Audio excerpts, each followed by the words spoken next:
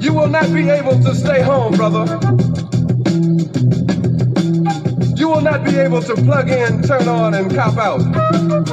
You will not be able to lose yourself on Skag and skip out for beer during commercials because the revolution will not be televised. The revolution will not be televised. The revolution will not be brought to you by Xerox in 4 parts without commercial interruptions. The revolution will not show you pictures of Nixon blowing a bugle and leading a charge by John Mitchell, General Abrams, and Spyro Agnew to eat hog maws confiscated from a Harlem sanctuary. The revolution will not be televised. The revolution will not be brought to you by the Schaefer Award Theater and will not star Natalie Woods and Steve McQueen or Bullwinkle and Julia. The revolution will not give your mouth sex appeal. The revolution will not get rid of the nubs. The revolution will not make you look 5 pounds thinner because the revolution will not be televised, brother. There will be no pictures of you and Willie Mae pushing that shopping cart down the block on the dead run or trying to slide that color TV into a stolen ambulance. NBC will not be able to predict the winner at 8:32 on report from 29 districts. The revolution will not be televised. There will be no pictures of pigs shooting down brothers on the instant replay. There will be no pictures of pigs shooting down brothers on the instant replay. There will be no pictures of Whitney Young being run out of Harlem on a rail with a brand new process. There will be no slow motion or still lights of Roy Wilkins strolling through Watts in a red, black, and green liberation jumpsuit that he has been saving for just the proper occasion. Green Acres, Beverly Hillbillies, and Hooterville Junction will no longer be so damn relevant, and women will not care if Dick finally got down with Jane on Search for Tomorrow, because black people will be in the street looking for a brighter day. The revolution will not be televised. There will be no highlights on the 11 o'clock news and no pictures of Harry armed women liberationists and Jackie Onassis blowing her nose. The theme song will not be written by Jim Webb or Francis Scott Key, nor sung by Glenn Campbell, Tom Jones, Johnny Cash, Engelbert Humperdinck, or The Rare Earth. The revolution will not be televised. The revolution will not be right back after a message about a white tornado, white lightning, or white people. You will not have to worry about a dove in your bedroom, the tiger in your tank, or the giant in your toilet bowl. The revolution will not go better with Coke. The revolution will not fight germs that may cause bad breath. The revolution will put you in the driver's seat. The revolution will not be televised, will not be televised, will not be televised, will not be televised. The revolution will be no rerun, brothers. The revolution will be live.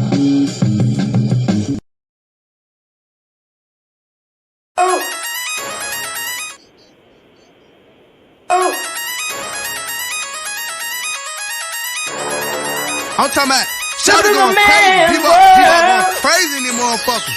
Run that shit back, man. But it's nothing.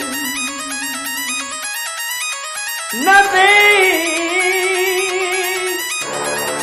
Got a woman on the bed.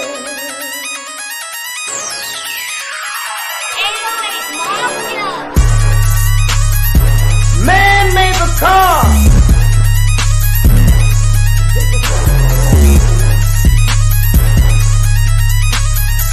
Man made the train to carry the heavy load. Man made the electric light to kick us out of the dark.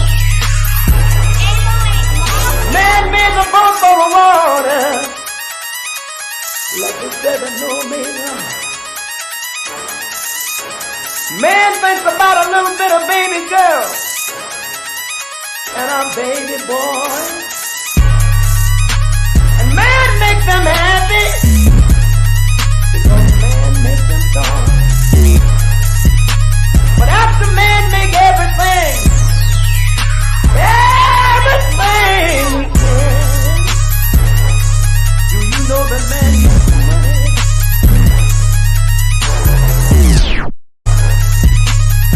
To buy from other men. This is a man's world.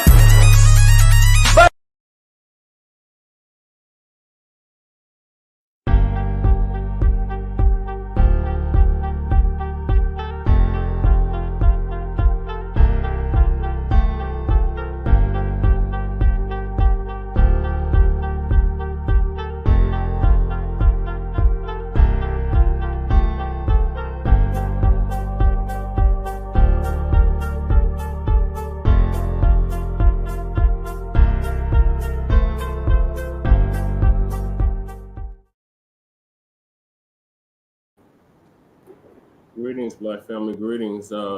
We are getting ready to simulcast on Blog Talk Radio and on StreamYard, Shabaka'S Blacc Experience Enhanced. I'm your host, Chan Kruma. We are also joined with Lady Che. Lady Che is in the studio on Blog Talk. So let me see if I can hear.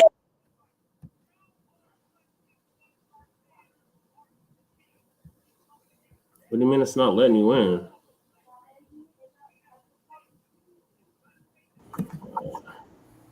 Hold on, y'all. We're having some technical difficulties. I don't understand why it's not letting you in. I'm gonna undo this. Hold on.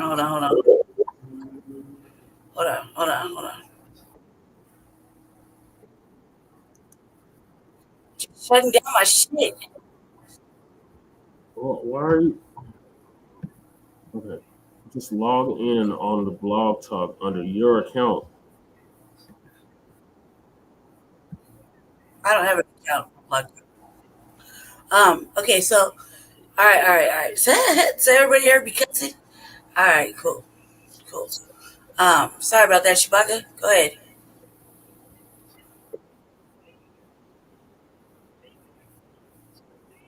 You can't hear Shabaka on the StreamYard.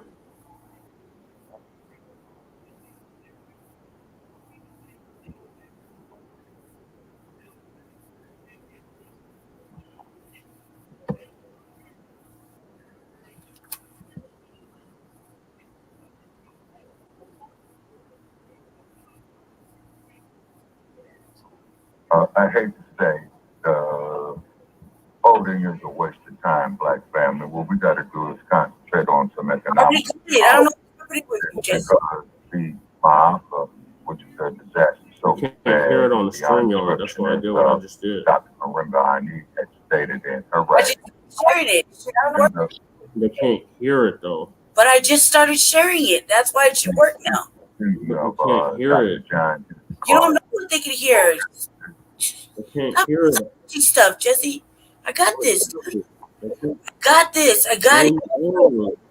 Because they can't hear you. Well, now they should be able to hear it. It's sharing. They can't, though. The screen is sharing. They should be able to hear it. Jesse, stop arguing with me. Just get off of it. Just stop touching it. I got this. Look, I got it shared from this side. They can't even hear anything. Oh, stop. I'm telling you, you can hear it. No, you can't. Yes, you can. I'm listening to it on the other end. I'm listening to it on the tablet. I don't hear nothing. Well, stop talking. Maybe you'll hear it. Stop touching stuff. Don't touch nothing. I got this. No, you don't. Jesse, I got it. I got it, Jesse, or I'm hanging up. I'm getting out of all of it. You're going to stop touching it or I'm getting out of all of it. I'm not even touching anything. I'm just letting you know they can't hear anything on the StreamYard. Stop talking. Stop messing with it. I'm not messing with nothing. Stop. I got this, guys. I got this. No, you don't. They can't hear nothing on the StreamYard. Why are you arguing? I got this. You keep saying you got it, but you don't. Okay, fuck it. I'm out. Bye. Take over. You're in the stream right now.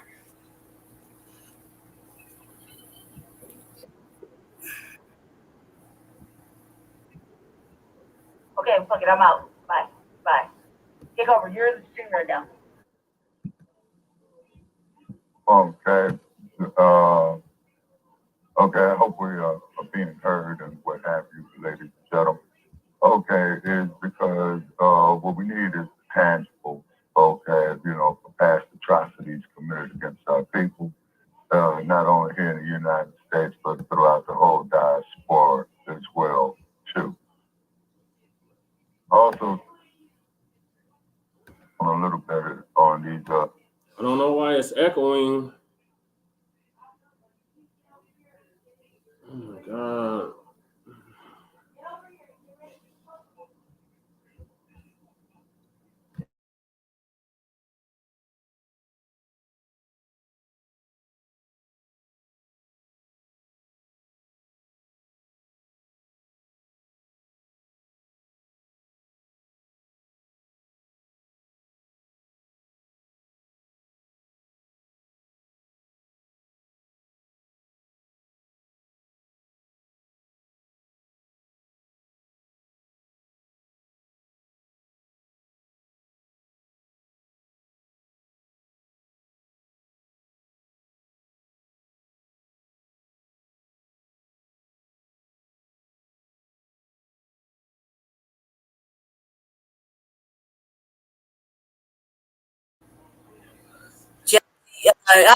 Jesse's touching stuff.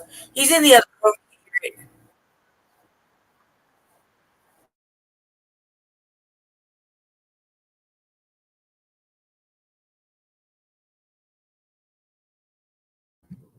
We can't hear anything on the StreamYard.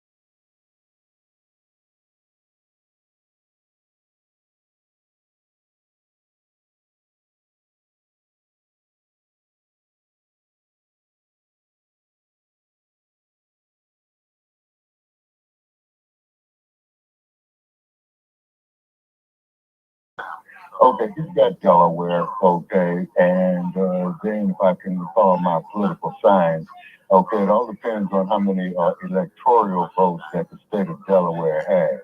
Now, Trump, he was on the idiot box on cable Nazi news. He had Uncle Tim Scott up there looking like Simon, you know what I'm saying, ass scratching, Boston, you know what I'm saying, and this really proves, ladies and gentlemen, of how we have regressed as a people in our collective economics and in our collective politics. The only person who I'm voting for President of the United States is Brother Che Nkrumah, also known as Jesse Paris, okay? Because I'm of the opinion, off of research that I've done, that Mr. Paris was cheated out of his mayoralship in the city of Denver. You bastards out there, you sit up there, take his material, his copyrighted material, and in particular in regard to our unhoused neighbors, and then you take it for yourselves, you see. So once again, all inclusion is an illusion. Okay, and we looked at Kamala Harris last night on Cartoon News Network. She comes from a tainted past, okay? And the best thing that could happen is, ladies and gentlemen, for hide and fight.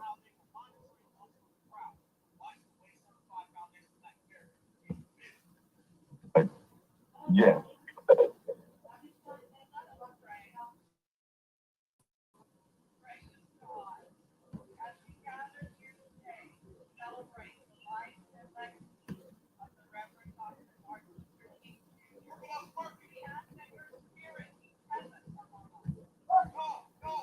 Okay, all righty, and then also too, we are sharing it on StreamYard, ladies and gentlemen.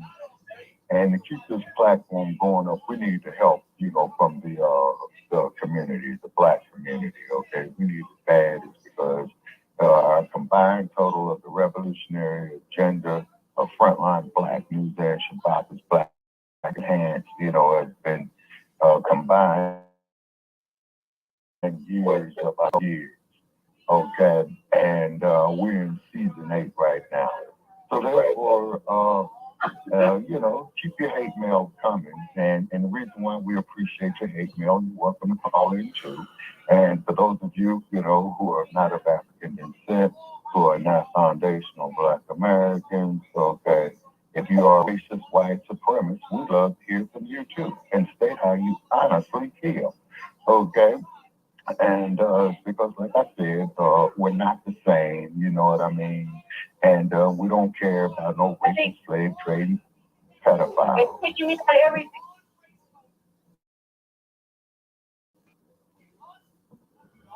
Okay, what happened?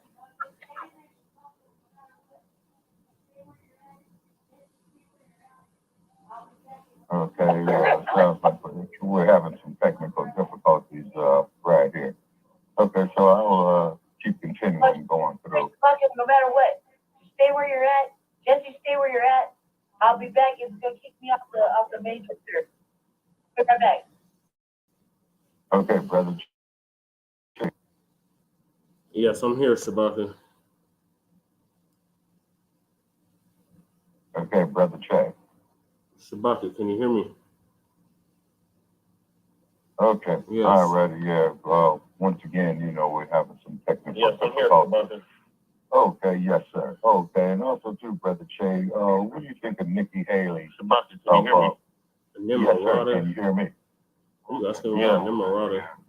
What I think about her, she's a cheddar anchor baby. Okay. And she's not gonna stand a shot against the dump as a human shit. And we want to make that perfectly clear. Nimrata? Yeah. You asking about Nimrata? What I think about her, she's a cheddar anchor baby. Yeah. And she doesn't stand a shot against the dump as in human shit. And we want to make that perfectly clear. Oh, absolutely, yeah, because the dump, you know what I'm saying, he bought the election, the last time, and he's buying it this time.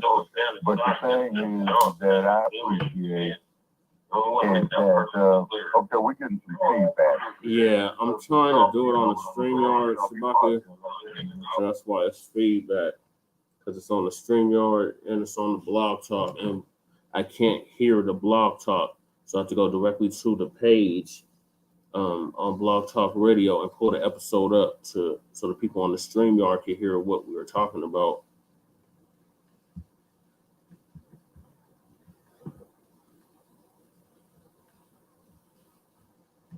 On Blog Talk Radio and pull the episode up so the people on the StreamYard can hear what we were talking about. Okay. Yeah, you should be able to do that.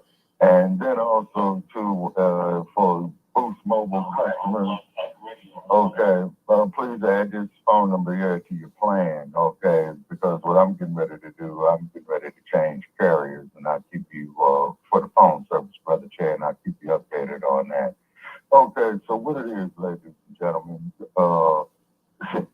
they would tell us down there in Carolina, not to talk about reparations, the NAACP, that the National Advancement, for corrupt politicians, okay?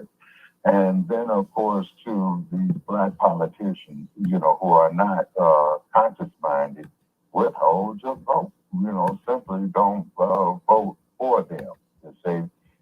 And then to our haters out there, we love your hate mail, and I'm going to ask Brother Che to see if we got any comments yet off in the chat room, and then also to Joe Gibson, Pianki, our usual haters. You guys are welcome to call in, as well, too. Since Lady Che got disconnected, so I got to reconnect back in, so I don't think they can hear us. Welcome to Blog Talk Radio.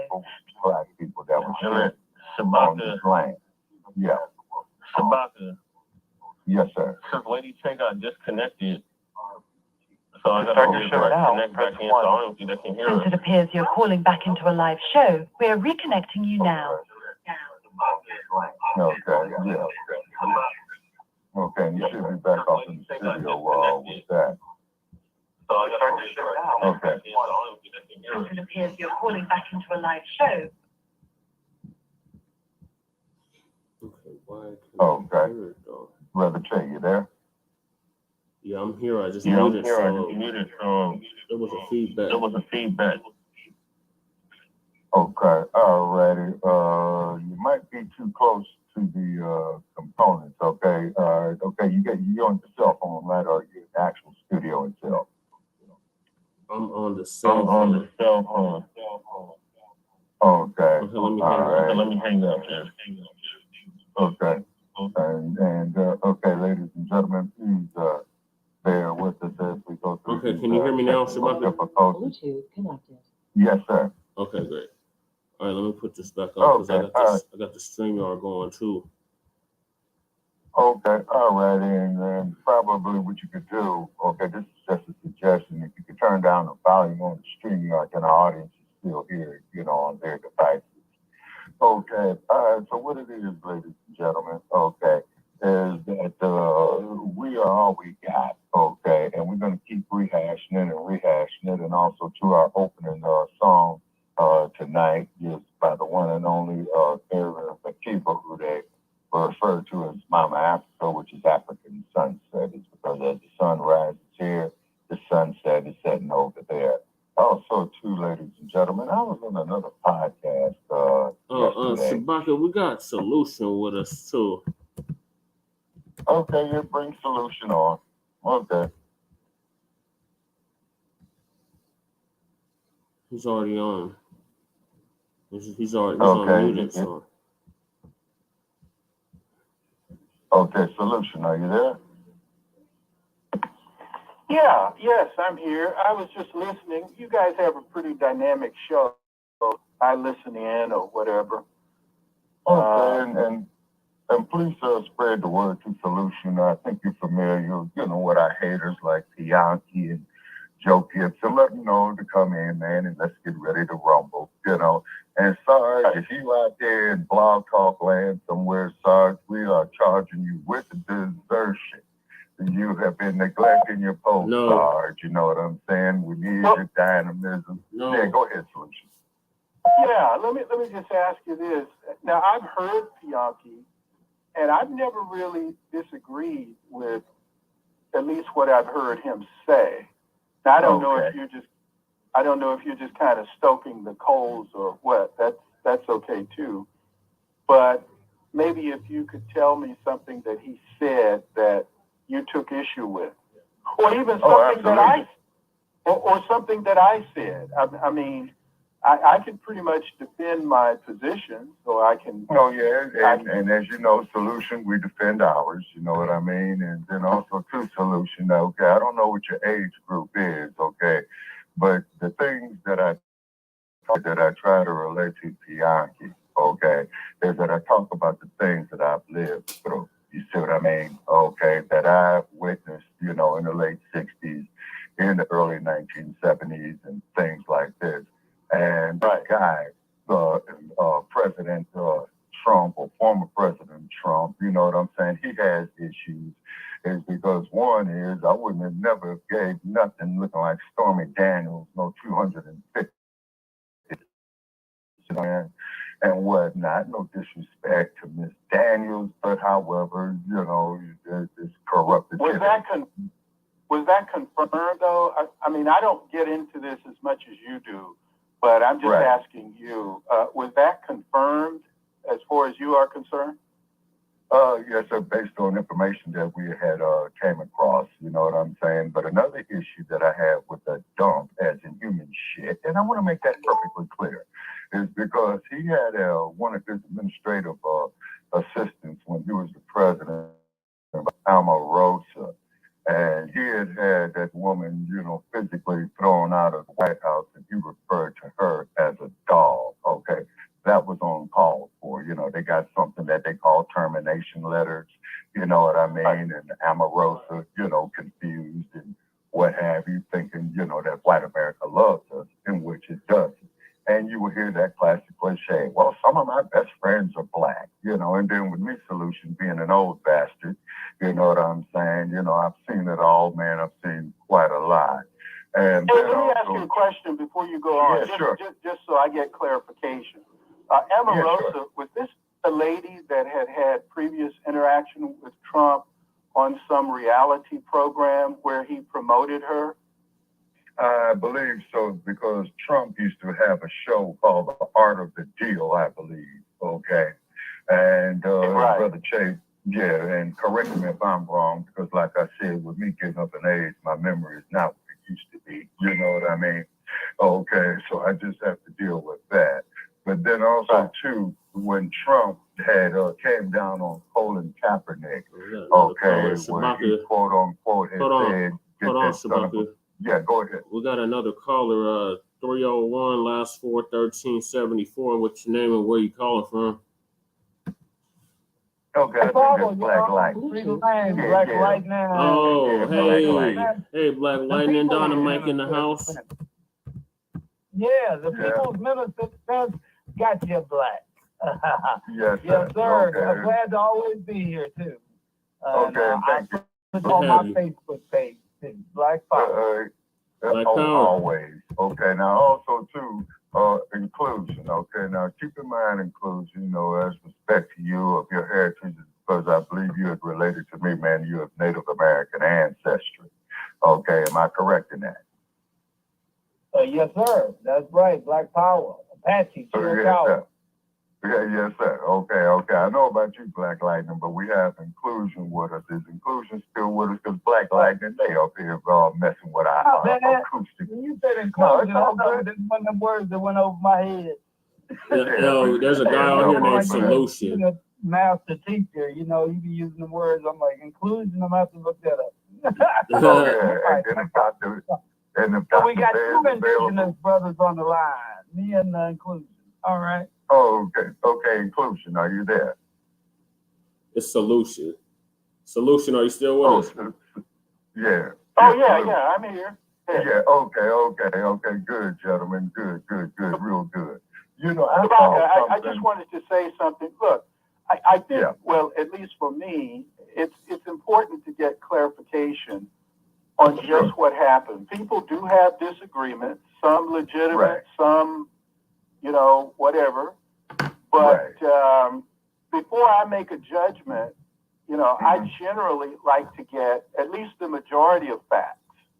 Sure, and absolutely. So, you know, on this Omarosa thing, And hopefully that's the correct pronunciation. See, I didn't look into that, but from what I gleaned is that she disrespected him in some writing, some book, or either some speech that she gave. Now, I don't know if that's true. I don't know what's true, but simply because you proffered it, you brought it up. In other words, so that's my understanding of it. I don't know what all the particulars were. Okay, that sounds reasonable. Okay, that sounds she did write a book, but I don't know if it was before or after the dump kicked her out. Go ahead, Dynamite. Yeah. Oh, I'm sorry, Brother Paris. Wasn't she on The Apprentice and Trump fired her on The Apprentice? Yes, sir. Yeah, he fired her on The Apprentice, and then he fired her in real life. Yeah, and then believe it or not, you know what I'm saying, I did appreciate, that show that he used to do, is because what he was doing was, he was training people, to be entrepreneurs and what have you. You see what I'm saying? And he was kind of like, in a way, like a Chef Gordon Ramsay, and I know everybody's familiar with Chef Gordon Ramsay. Yeah. Okay, and Gordon Ramsay is out here in Las Vegas, Chef Hell's Kitchen. Now, one thing about Chef that I had to respect, okay, because see, Chef got credentials. See, Chef, you training to be a chef, and you get his certification from his program, man, you know what I'm saying? You pretty much writing your own paycheck. You see what I'm saying? And that's real, And then I noticed that toward the end with Gordon Ramsay is that, he would apologize, to the people that he would dismiss. And he would tell them, hey, you're welcome to come back, but however, blam, you got this here on your resume, you went through Hell's Kitchen, you know what I'm saying? And then also, too, in regard, to the heavyweight champion, Muhammad Ali, okay, he had beat Ernie Terrell to a pulp in the infamous What's My Name fight, okay?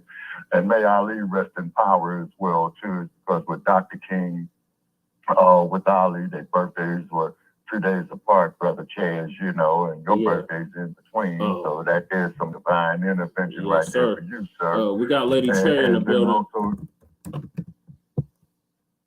Okay, is Lady Che back?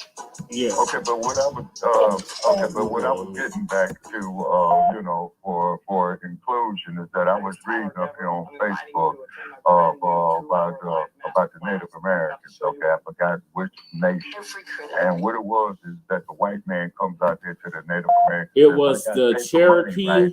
Hold on, Shabaka. It was the Cherokee, the Creek, the Muskogee. Okay.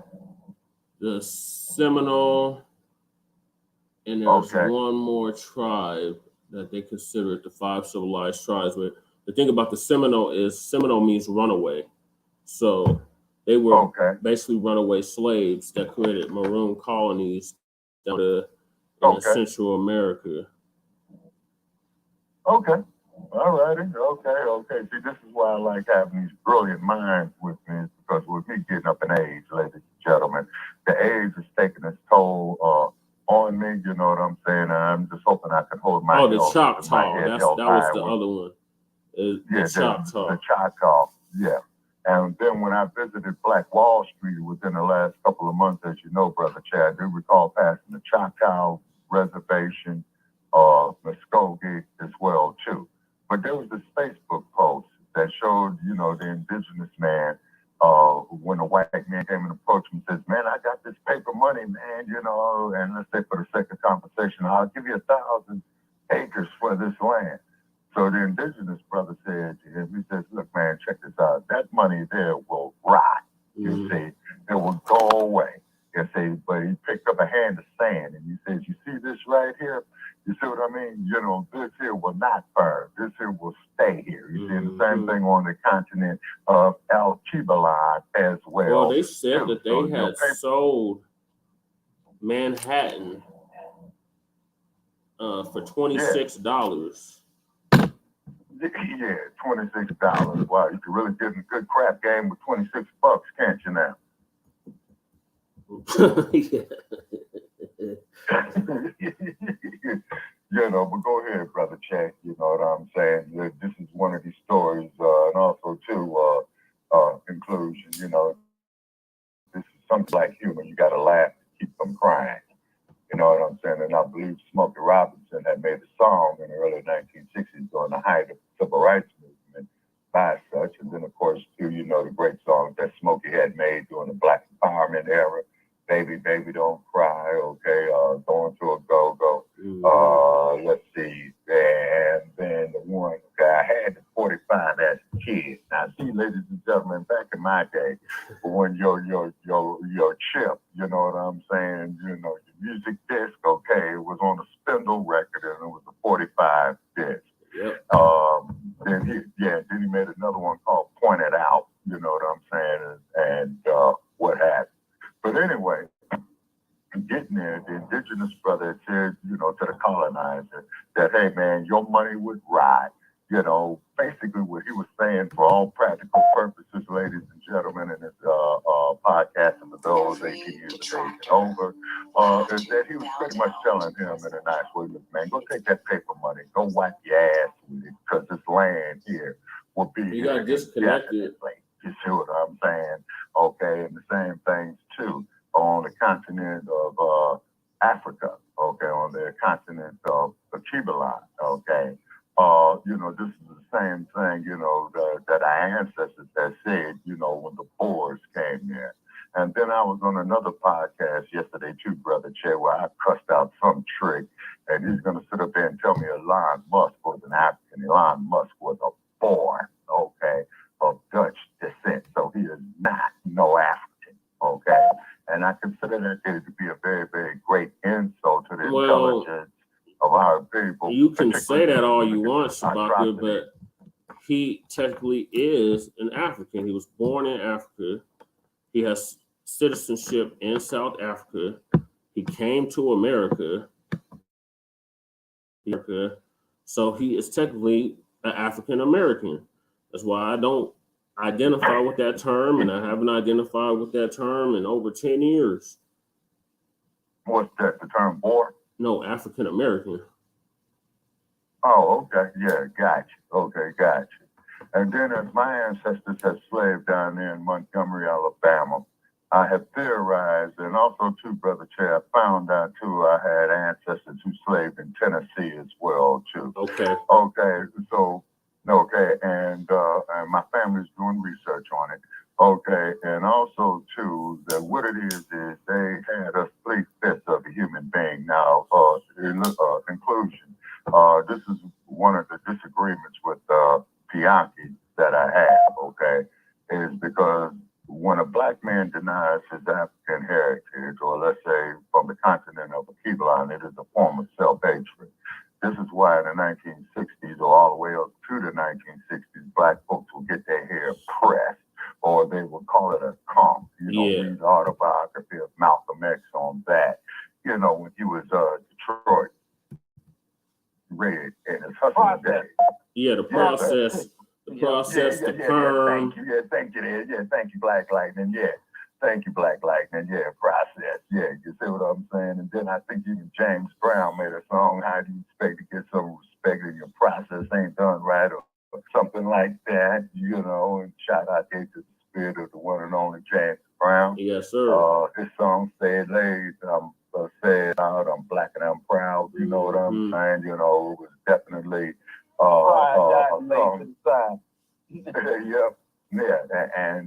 and that was one of his biggest hits. It was at the house at the Black empowerment era, and as I did relate to Dr. Critical Truth Band, Sheikh Imam Akbar, you know, on Black Power Radio, when we was discussing Martin Luther King, one of the things that I respect to Martin Luther King is that man realized his mistake, that he led our people into the burning house with integration. They hated us simply because of who we are. They hated us. He was asking for them reparations. He was asking for them reparations, though. He said we was asking for them to cut that check back then. Yes, sir. Absolutely. You see what I mean? And then also, too, is that the X-Man and Martin, you know, they did try to reach out to each other. And I believe, Brother Che, about a year ago, we had the elder Mr. McChesney, you know what I'm saying, you know, who dropped a whole lot of knowledge on that, you see. And now, with these college universities that's going on where that they killed affirmative action, and this is why Nikki Haley can kiss my ass. This is why the dump as a human shit. They take a flying leap through a rolling donut, and I want to make that perfectly clear. Quoting one of his recitators who stated that he was a crook. And of course, we all knew that it was. You see what I mean?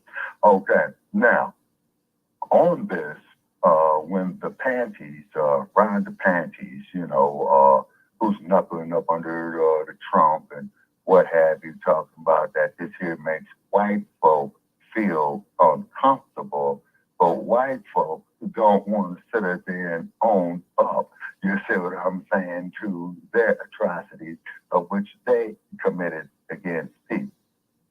Those of African descent, those of the indigenous people of the Americas and what have you. And to quote the words of our sister, may she rest in power, Miriam Makeba, who spoke Zulu, Xhosa, and about 3 or 4 other languages from French to English and what have you. She was incredible. And this is why we always play the African Sunset to her, paying tribute to her. And she had stated is that here, for centuries, we're on the continent of Alkebulan and what have you. And we translated our history and our customs orally. But then here comes the white man like Elon Musk, who says, well, you don't exist until we discovered you. And that is ridiculous. You see, so fuck Elon Musk. And I want to make that kid clear, too. And then also, to you, Elon Musk, you no good bastard on your X or your Tweety Bird or whatever with that ratchet ass bullshit that you work out of San Francisco. You want to charge people, what is it here, $500 for the whole year, you know what I'm saying, to be up here on your Tweety Bird. So I'll just shoot my tweets out there and what have you. We are trying to build up the network, man, and correct me if I'm wrong, Black Dynamite, okay, because didn't Dr. Bay had suggested something about building our own platforms? Yes, sir. So we won't be able to have to worry about blog talks and stuff. It seemed like they targeted black blog talks to me. Oh, yeah. Yeah, we always been a target right here. And then also, too, and I see Joe Gibson and Bianchi are not calling in, okay, because they can't handle the heat. You know what I mean? And then you guys can crumble on me all you want. Just make sure you spell the name right. Which is Shabaka'S.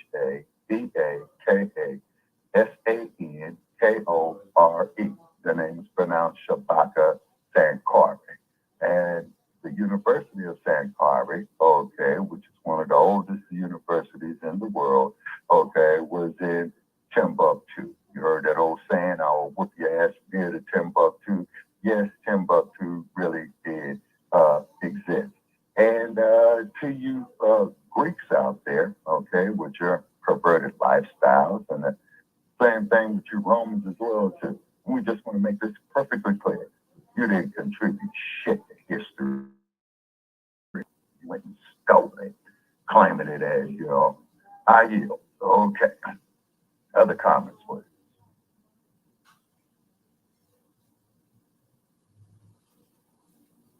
Shabaka? Brother Che? Yes, sir. I'm sorry, I stepped away. I was talking to Lady Che.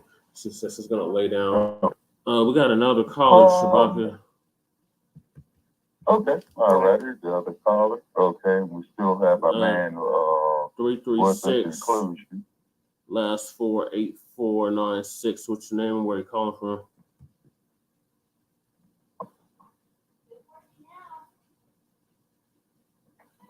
(336) Last 48496. What's your name and where you calling from? Okay, I guess they just listening. Oh, they dropped. Okay, all right. Oh, they dropped. And okay, 336. As long as you were asking for the statement, you have a little something from yesterday, actually.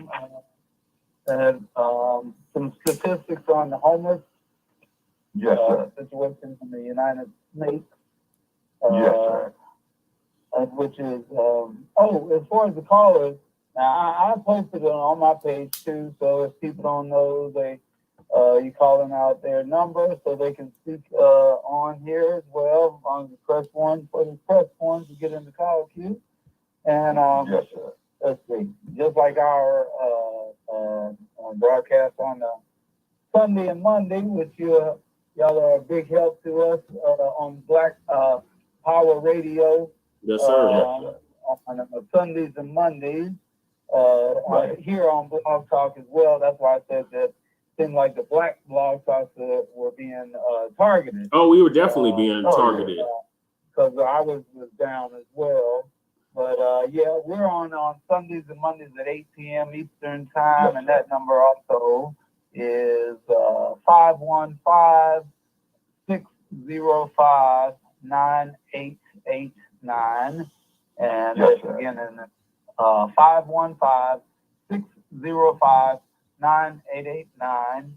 And I'll be real brief on this. It's 700 people killed by hypothermia annually in the United States. That's outside. Well, Dynamite, not to cut you off, but you know, the point in time count is coming up. They're gonna start doing it next week and the week after to get a. The what? You never heard of the point in time count? So every year, these service providers, mainly that's run through HUD or receive funding through HUD, go out once or twice a day out of the year, and they get a snapshot of the unhoused neighbor population in whatever locale that they're doing the count for. And that's the count that they use at the federal level to say, hey, this is how many people that we got unhoused. But it's really higher than what they're saying, because they're not counting people that's living under a bridge. They're not counting people that's living in their cars. They're not counting people that's couch surfing. They're not. Yeah. Okay, hold on. I gotta tend the lady Che. Go ahead, Dynamite. I just want to But throw that's that in kind there. of what I was. That's kind of what I was alluding to as well. Now, by me doing night patrols on my bike, I get to see a lot of the homeless out there that are like Brother Shay said, Paris, that you got people living on the bridges, in the woods. Now, the ones that I've been going and checking on, I go check on them when I'm doing my patrols. They live in the woods, so particularly, and with makeshift, tents, where you got like a piece of plastic over a clothesline, and that's not really decent shelter for human beings, you know what I mean? So I'm trying to take up a tent drive to get them, because I've seen heavy duty canvas tents, not the little light tents made for the summertime, the canvas kind and the heavy duty. Now they got really big ones. You can get, they cost like $8.99, and a lot of people can get in them. And the smaller ones, they start at $150. I already bought one. And that's for the homeless people out there. So if you don't mind, I put my Cash App on there so people can contribute for the tent.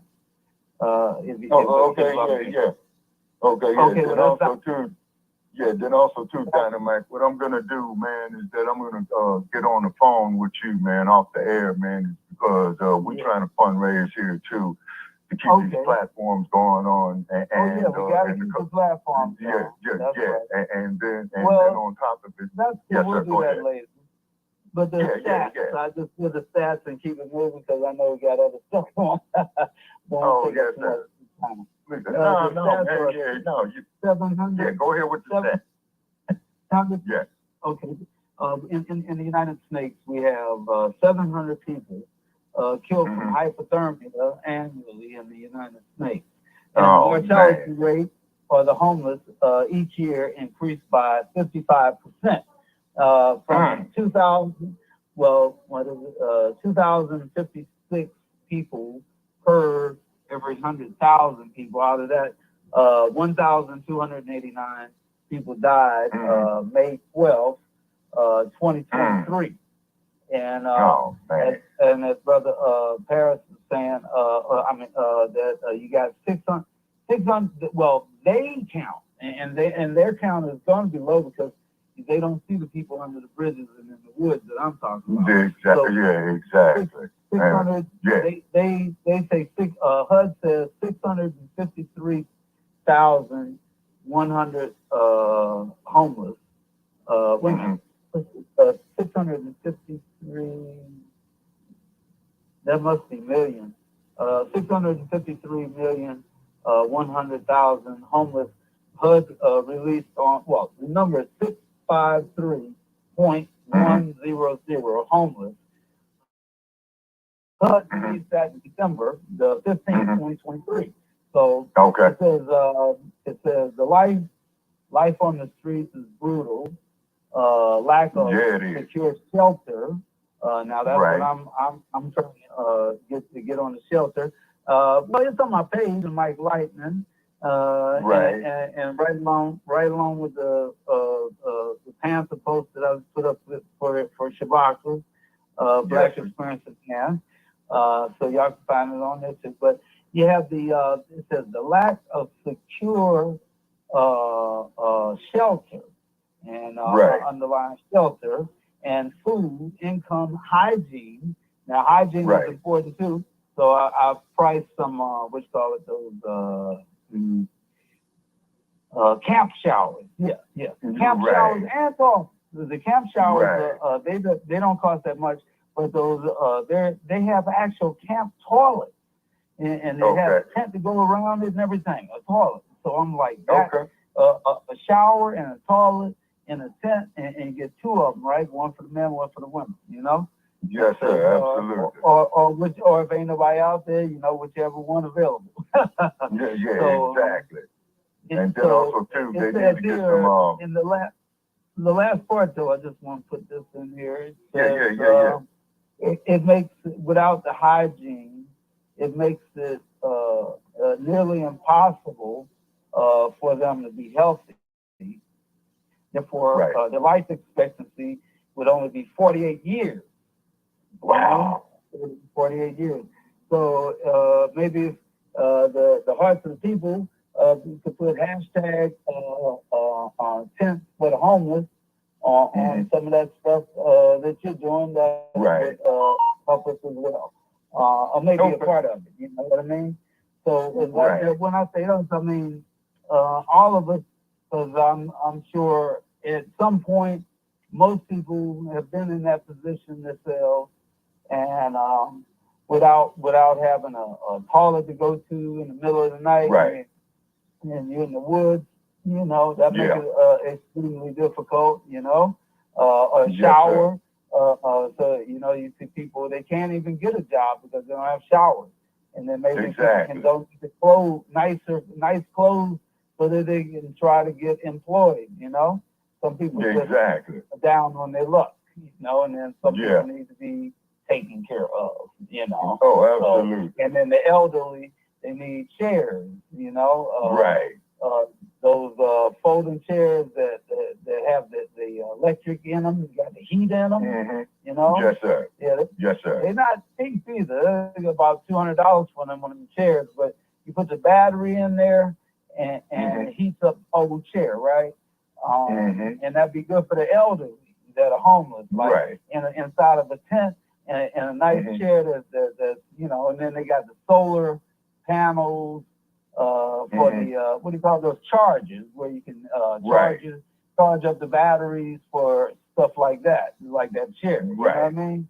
They even got they got blankets. They got blankets too, So if somebody saw somebody out there that's like 80 or 75, 80 years old, that's out there homeless, sitting on a what you call it, one of the milk crates. You can just pick them up and put them on that folding chair. You know what I mean? And give them a little cart to pull it. You know what I mean? and a blanket put around. You know what I mean? Hey. Right. So God bless the effort, and we're gonna keep it up, keep it strong, and that's over there, Dynamite Lightning on my page on the Facebook. All right, well, and that's my part. I just want to make sure I put that out to the world as much as possible.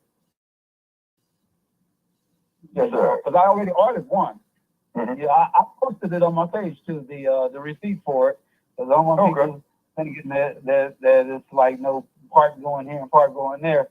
Shoot, I spent $100 out of my own cash and $40 out of the contributions from Gary and Jan. Yeah, they threw a couple of 20s on the fire. So do the same for Shabaka'S Blacc experience, enhance, and keep this blog talk, make it stronger, and we can build our own platform. And it's just gonna help everybody. So Black Power. Oh yes, sir. Yes, sir. I'm standing by you right here.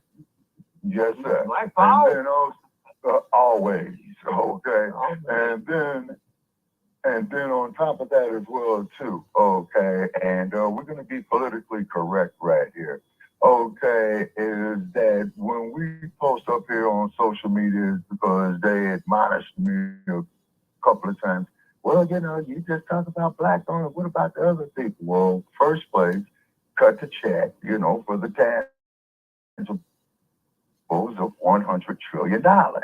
You see what I'm saying? It's because we have built this damn country off of free labor. And the Irish, the other groups and all that, you guys know how to handle your situation for yourselves. It's because your indentured servitude, that is the biggest fucking joke that I ever heard. Now, here's what blows it out the water, and feel free to comment there too, conclusion. Okay, now, the Irish were indentured servants. Okay, so you're dead, you're going to go work it off. But why would the Irish violate black women on a plantation system too? And why was the Irish, they were purchasing slaves or were awarded slaves as well too? Is because, when you look at the European surnames that came from the slave masters, the black people here in the United States, McWilliam, McPherson, McDonald, you know what I'm saying? And then, of course, the British last names, Jones, Brown, Charles, stuff like that. But then we are taught to hate, from where we came from. You see what I mean? But we're taught to sit up here, listening to this pedophile telling us what to do, or I should say institutionally, it's because of the black women that they had violated on the plantation system. Okay, comments on that there, Mr. Solution.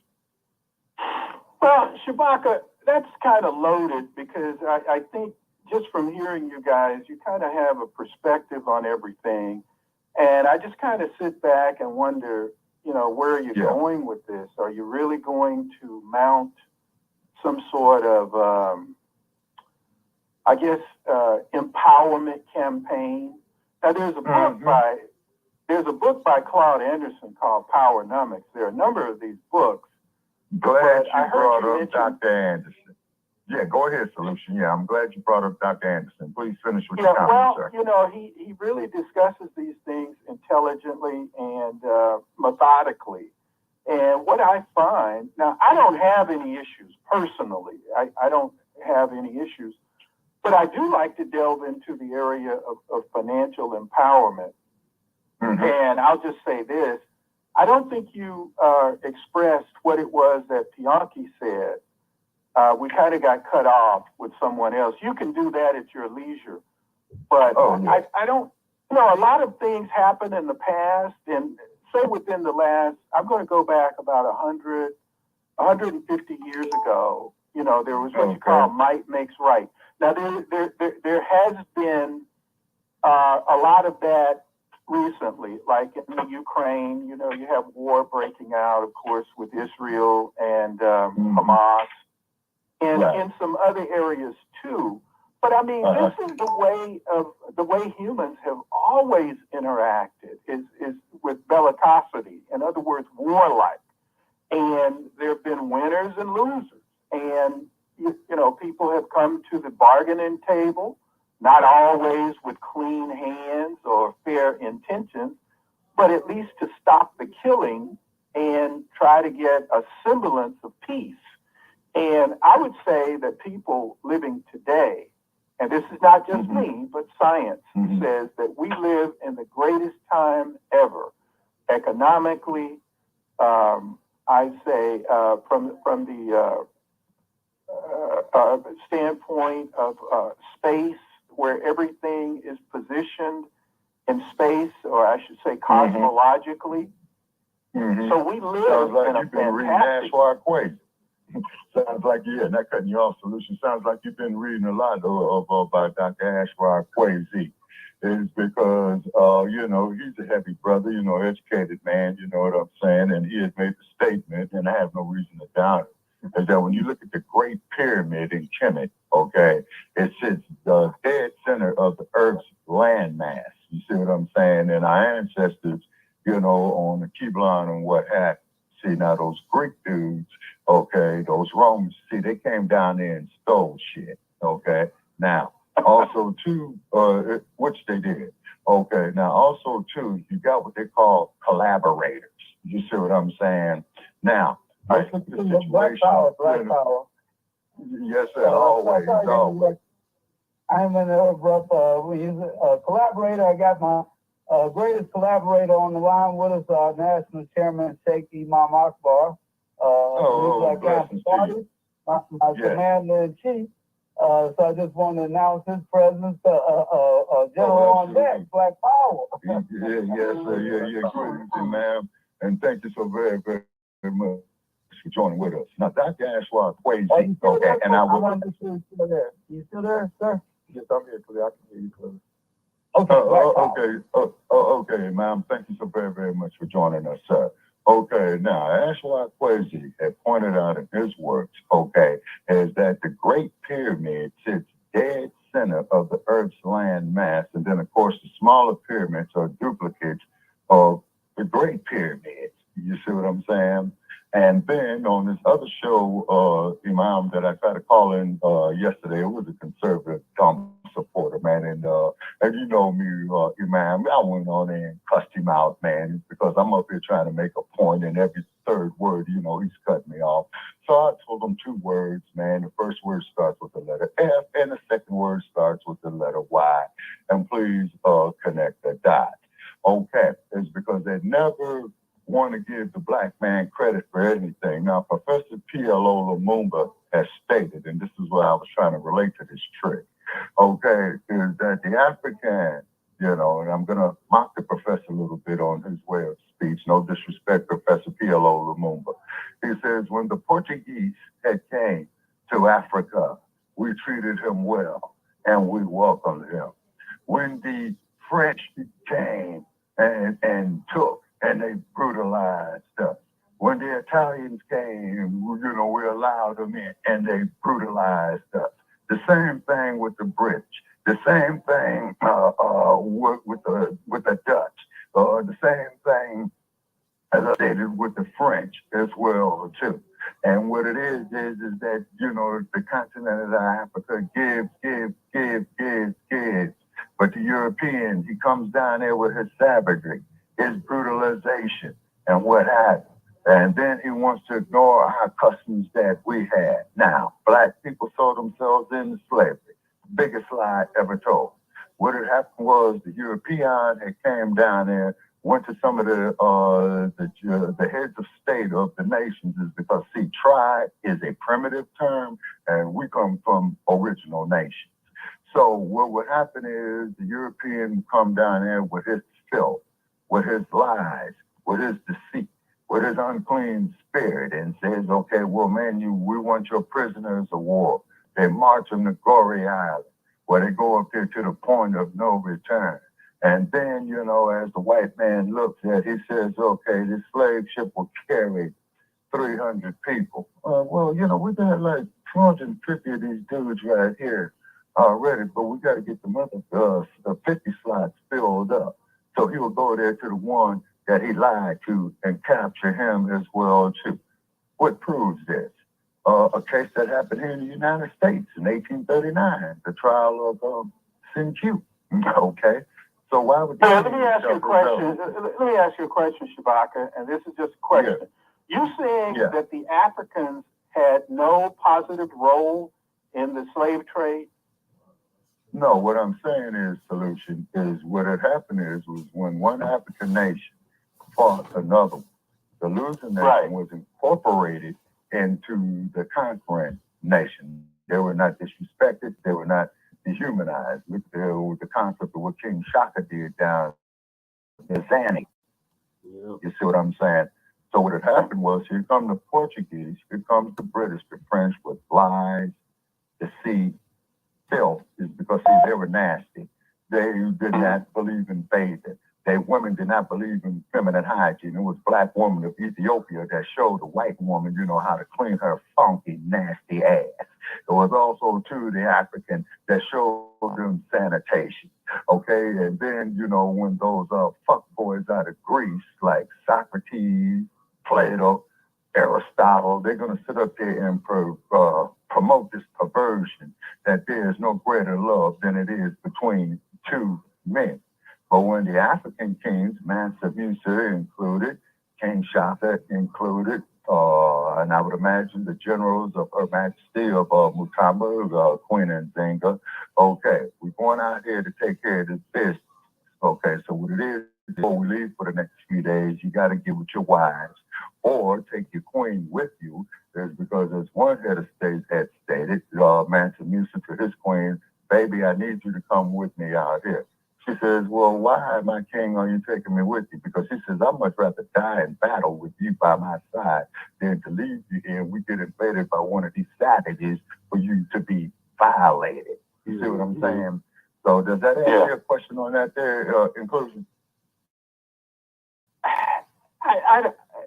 Let me say this, Shabaka. Yeah, we could history is what it is. It's set in history. Let me ask you this question. I promoted Dr. Claude Anderson's book, Powernomics. Now, there are a number of books that are relevant. But how about coming to the current and empowering oneself and whatever corrections one can make with respect to what has happened historically, let's say do that.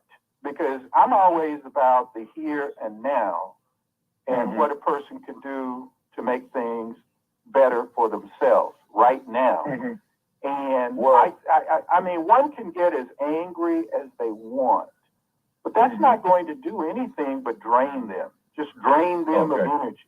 Because it takes energy to be angry.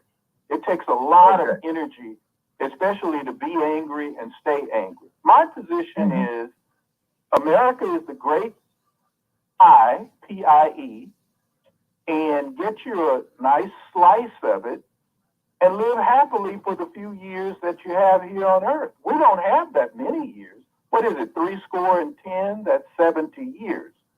And to spend a lot of years, hating or being angry, and I'm not saying that you're doing that per se, but a lot of people do that. And I think that's an absolute waste of time.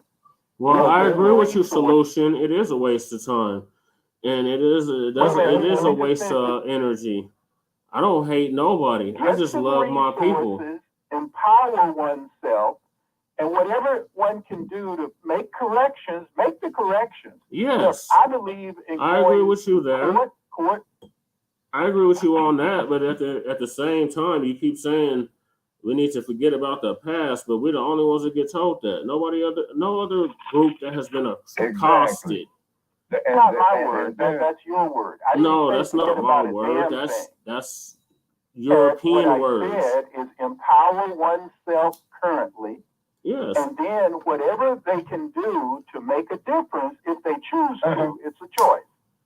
If they choose to make a difference where they can with their empowerment, go ahead and do that. Well, that's what we're doing, Solution. But in the meantime, live a fulfilled life. That's what I say. Solution. We're already doing that already, though. Yeah, go ahead, brother. Check. We're already doing what you're describing. Yeah, Yeah, I'm sorry, I didn't hear that, Jay. Repeat it. I said we're already doing what you're describing. When you're talking about empower yourself and make things, change things where you're at, that's what we're doing. That's what the code is all about. Go ahead. Okay. Go ahead, Lady Che. Personally, it's just me again. I think more emphasis should be put on that because that's what's going to make the difference. Yeah, you get no argument from me. But you know what else is going to make the difference? Equity. What? Well, where are you going to get that? Okay, cooperative economics. You know, one of the principles of okay, and what was it that there, Brother Che, that you quoted recently? You know, Kwanzaa. You know, the principles of Kwanzaa. Okay, cooperative economics, and I believe it's called Kulia. No, Ujima. Okay, I stand. Yeah, Ujima. Okay, I stand corrected on that. Or Ujama. It's either Ujima or Ujama. I think it's Ujama because Ujama is cooperative economics and Okay, but the basic idea is Swahili, I believe. Okay, I hate to blow you. Okay, now solution. I hate to blow you about the water or what you said, but facts is facts. And I went and visited this place.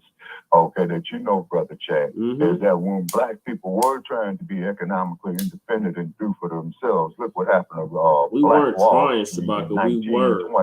We were doing All right, that. Shabaka, this is my response to that. And it's okay to blow me out of the water with facts. I love to be blown out of the water. But this is the point.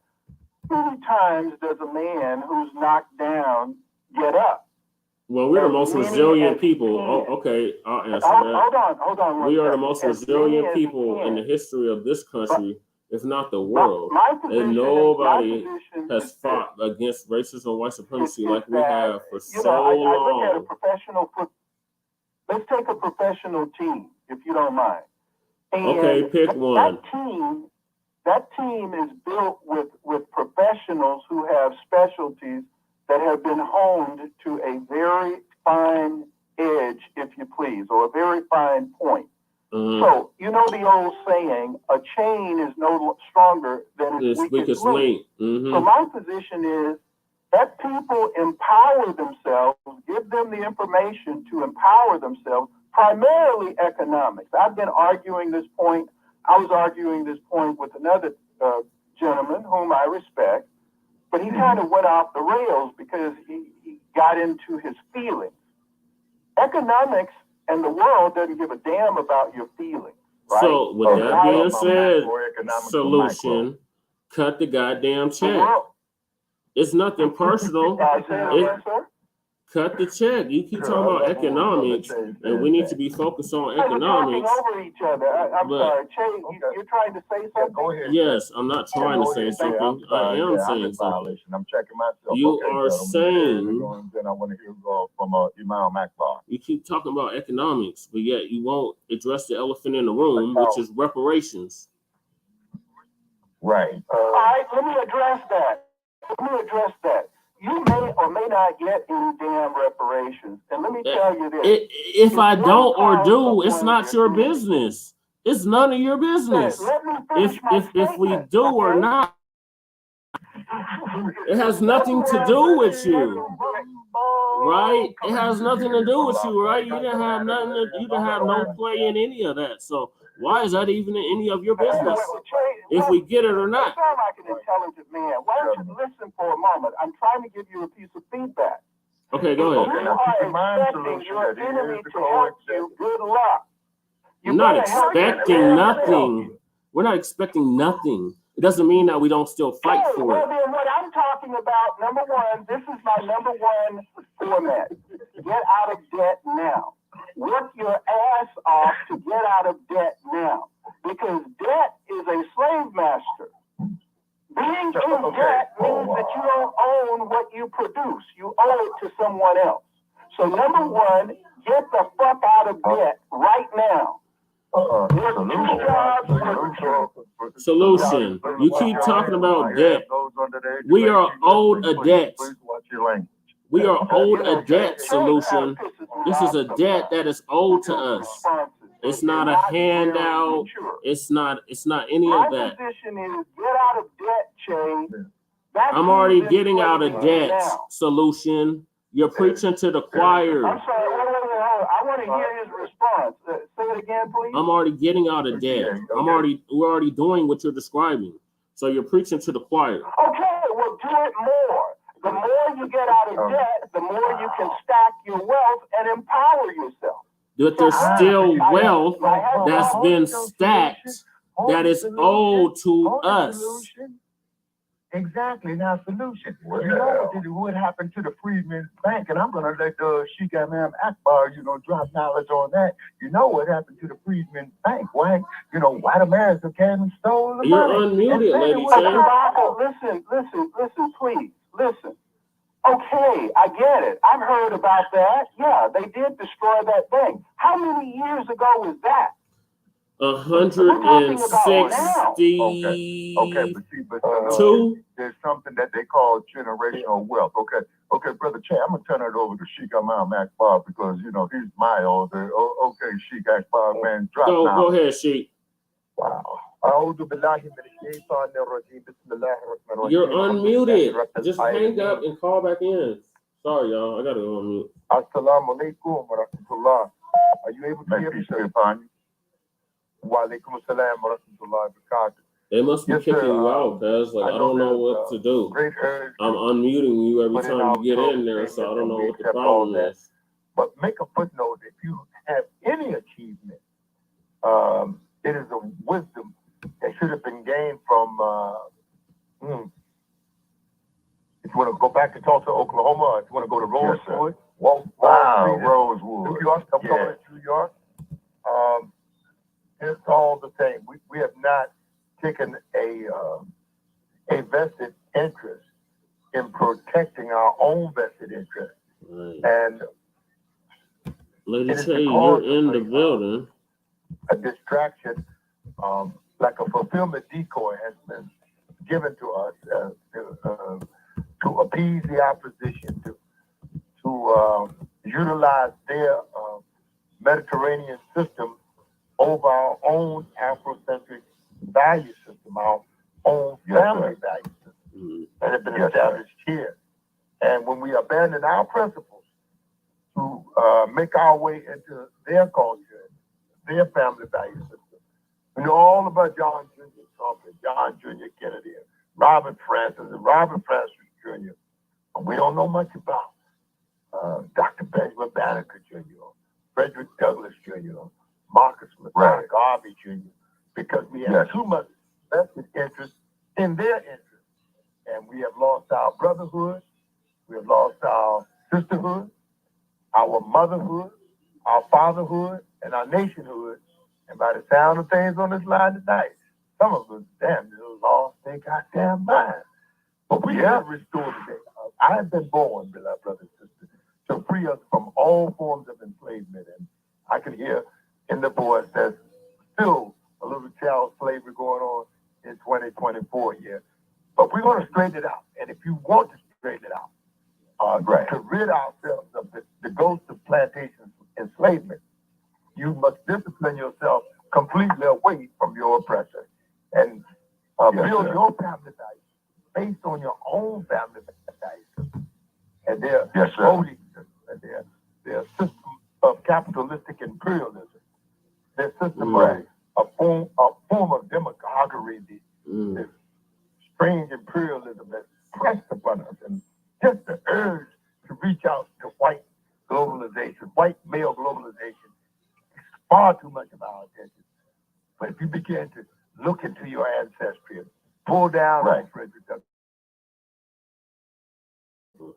and pull down, let's see, Harambe, let us all pull together. Harambe, Harambe, Harambe. Oh, Dr. Tony Browder and Kwame, all of those brothers. You're in here, Lady Che. Time in Egypt, invested time in Africa. You're in there, Lady Che. That's one way to go. You're in but there. Omar Wali, the freedom fighter, is yet another way to go. And then we have to look at Dr. Khalid Abdul Muhammad, the freedom fighter. Indeed. But also Dr. Khalid Abdul Muhammad, the warrior, because he trained us in Idi Amin to rid ourselves of this and to take another look at the Honorable His Excellency Robert Mugabe. Because probably out of this, most of you sound like you intend to be Mugabeite by character, by nature, you see? Right. And booting the cracker off the farmland. Who's right? Our land. Whose land? Our land. But it's not your land. If you got to do just like they tell you in the sermon in the Christian church, you got to name it and then you got to claim it. Else you have nothing in the way of an aspiration which you fully intend to live up to. You're just using cliches. You're in here, Lady and Shay. The cliches got you in the midst of a strange, peculiar brand of appeasement in trying to appease the opposition who don't give a damn about you nor your proof facts. So you organize with self-organized, as Dr. Kwame Ture said. Well, Dr. Kwame, you knew him as Stokely Carmichael, but we knew him as Dr. Kwame Ture. And he said to organize, and you better organize, and stay ready for the revolution. Ready. And I stood up to say, stay ready for the Black Revolution. Yes, sir. Yes, sir. See, my father actually was mentored by Kwame Ture. For the revolution, we must bring in the Black Revolution. You must understand to complete the vision of our immediate ancestors who have now left it in your hands. The ball is in your court. The ball is in your arms. That's right. It's up to our generation to complete the mission. It's up, exactly. It's up to us to complete the mission. We can sing together and make this three-part harmony. Let's see. But I can tell if we can talk at the same time and be heard. This is an impossibility. So I will not be strong, but I must be strong, beloved. I am strong at the mic. I'm trained to rock the mic. But I just want to share a few thought processes just to loosen up some of that enslavement. I can hear the enslavement coming on the line.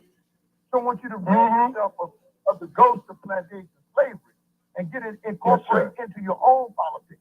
Incorporate, Frederick Douglass said, to avoid exclusion, but have full participation in your own Black government. You don't have no situation. You must integrate in no goddamn burning house. You have a situation that you can set your own political agenda and have your own representatives. Because you still have on my license plate, I'm sitting out here looking at my license plate says taxation with no representation. They brought a whole revolution with the bloody print. And the whole world laughed at this. And that was my last point. Never underestimate the power of divine intervention. Never underestimate your ability to put the opposition on their backside. And never underestimate what Almighty Allah has already put in you to bring your own revolution, your Black revolution, your divine Black revolution against oppressive forces, against the heinous hate crime that is perpetrated against you, not in the Ukraine, not in Russia, not in Poland, not amongst the bloody what are these Portuguese, not amongst the goddamn Denmark, Finland, the Danes, and the Danish, and but Finnish, right here on American soil, they are practicing heinous hate crimes against me and you, right? And with no due process. So I say, goddamn it, we should be on the front line to end the war on us, and then there could be other discussions held thereafter. But until they end the goddamn war on us, we're in a state of war against our enemies, the goddamn white man. Black power. Black power. Black power. Thank you, Brother Sheik. I agree wholeheartedly with everything that you said. All forms of filibuster, all forms of rhetoric. Get rid of that goddamn rhetoric. Enough Negro stuff. And let's get down to the Black business and the Black revolution. We got to get away from the execution and start the goddamn Black revolution. Black power. Black power. Well, if they pay us what they owe us, we can do that. We could have already done that already. Get them all this top and pick up a clean slate for revolution for yourself. Power to we. Yes, sir. And power. Always. Black power. Black power. All power to the people. The Black that call it this hour. Black power. Black power. Okay, now. Hold on, Shabaka. I got something to say. Can I say something, please? Oh, by all means. Yes, sir. By all means. Yeah, I talk too much anyway. Go ahead, brother. Yeah, so, I don't know. They're messing with Lady Che on the blog talk. They're not letting her in. You know, she clearly has her hand raised and her mic is unmuted. So I don't know what's up with that. And then we got a caller from earlier, the 336. Maybe she has her mic. Maybe she has a phone muted and doesn't know it. She says she doesn't. Okay, I think I know who 336 is. Okay, I'm gonna unmute 336. The last 3 is 644. You're on Shabaka'S Blacc. Yeah. Oh, it's Joe Gibson. No, it's the Cheddar Anchor baby. Yeah. Oh, nice of you to make your presence known. Hey, how you doing? All right. It dropped you, Lady Che. Yeah, it's Joe Gibson. Yes, okay, Joe, what's going on with you? Call in Bianchi. Tell Sarge we're charging him with desertion, man, and he's getting ready to be hit with Article 15. So, Joe Gibson, I heard your ass got arrested. The other night. What happened? What's that? A little birdie had told me your ass had got arrested. Oh. Well, I heard some Shabaka on the other show the other night. I guess they kind of like shut you down with Shabaka. I was listening, so I didn't. I thought that was wrong. I thought that was wrong that they shut you down there, and you know we're interrupting you. You were trying to make a point. They kept interrupting you. Excuse me, kept interrupting you. And I thought that was wrong. So I think it was last night's show you called in. It was a show that. Okay, I called that individual in, okay, and he kept shutting up because I was trying to make a point. And you know me, Joe Gibson, and I simply told the dude 2 words. One starts with the letter F and the other one starts with the letter Y. Because when I was trying to make my point, referencing Professor P.L.O. Lumumba, he kept cutting me off, you know, and like I said, when I hear white America says, well, that we don't deserve reparations, we're the ones, man, that built your goddamn country. You know what I'm saying? And I'm just keeping it real. Okay. And then on top of that there too, Joe Gibson, you know, the great crops that you had with tobacco down there in North Carolina. And isn't Raleigh named after a dude by the name of Sir Walter Riley, I believe? Possibly. I'm not sure. I have to look that one up. No, it's a fact show. Yeah, it's a fact show. I didn't know. Okay. And we have inclusion with us, solution with her this evening, and we respect inclusion and what have you. The man sounds very knowledgeable, very educated man, and he was quoting Dr. Claude Anderson. Dr. Claude Anderson, that Brother Che had brought to my attention a few years back, had stated, I believe Brother Che, what was this, about 8 years ago? He had stated is that what's going to happen. About 10, 11 years ago. Yes, sir, is that these migrants are coming in here, and they're going to be the new Ku Klux Klan. It's because, like I said, as Brother Che was telling me there's happening in Denver, what's happening in Chicago, what's happening there in New York City, and fuck Eric Adams, okay? And I apologize for the language, and this is why this episode is for those over 18 years of age over. See, one thing, Joe, being a black man in America, the most disheartening thing to see is a Negro with a Eurocentric mindset. You know what I'm saying? It's more worried about boss than himself, okay? And Malcolm X had said it perfectly. So you had the field Negro and you had the house Negro. Now, the field Negro would tell the house Negro, say, hey, man, let's go on here. Let's escape. Let's get away. And what was the brain dead house Negro tell you? Man, you crazy. What's better than what we got right here? Sister Harriet Tubman, when she started the Underground Railroad, okay, and she had quite a lot. She says, once you get on this train, there ain't no getting back. And I could imagine all type of Uncle Tom, Tim Scott Negroes go get up there, oh, Miss Harriet, we got to go back to Master. We got to do this. Oh, Master been so good and all that. Bullshit. Sister Harriet. Hey, Shabaka, I have a point, if I can do it without being interrupted. And please let me, sir, inclusion. We're very interested in hearing of what you have to say. Please let me finish my point, okay? And she will tell guys 6'6", tipping the scale at 285 pounds, you know what I'm saying? With this brain that's saying, well, man, you got about 3 seconds to make your mind up because you're either going to be free or you're going to be dead. And I got a schedule to keep with the Underground Railroad. Okay, I yield. Go ahead, inclusion. Yeah, a solution. Look, if you can make that really applicable to today, that might be helpful. But my position is this: a person can get up off their bum and go to work, and they can produce whatever it is that they need. I'm not against Americans receiving whatever they can receive. My position is, what is one going to do about now? Being in a position of lack now and waiting on someone else to provide for one, that doesn't make sense to me. That's all I'm saying. What I'm saying is very simple. It's not complicated. Get a degree. Some people, given the economic retraction or constriction, I got a degree. They have had to go back and get another degree, one that's applicable, or get it updated, or whatever one needs to do. One's primary resources are going to have to come from the individual. That's what people are going to have to understand. But look here, this may be controversial to some people, but again, Claude Anderson, what he says in his book is virtually in all of the self-help books. Think and Grow Rich, Rich Dad, Poor Dad, all of those things. It talks about getting out of the damn rat race. And if one is not in the rat race, well, this doesn't apply to them. Most people in America today are in debt up to their eyeballs. And my only concern is, hopefully, that they get the information that they need to get out of that. Because being in debt is a form of modern slavery.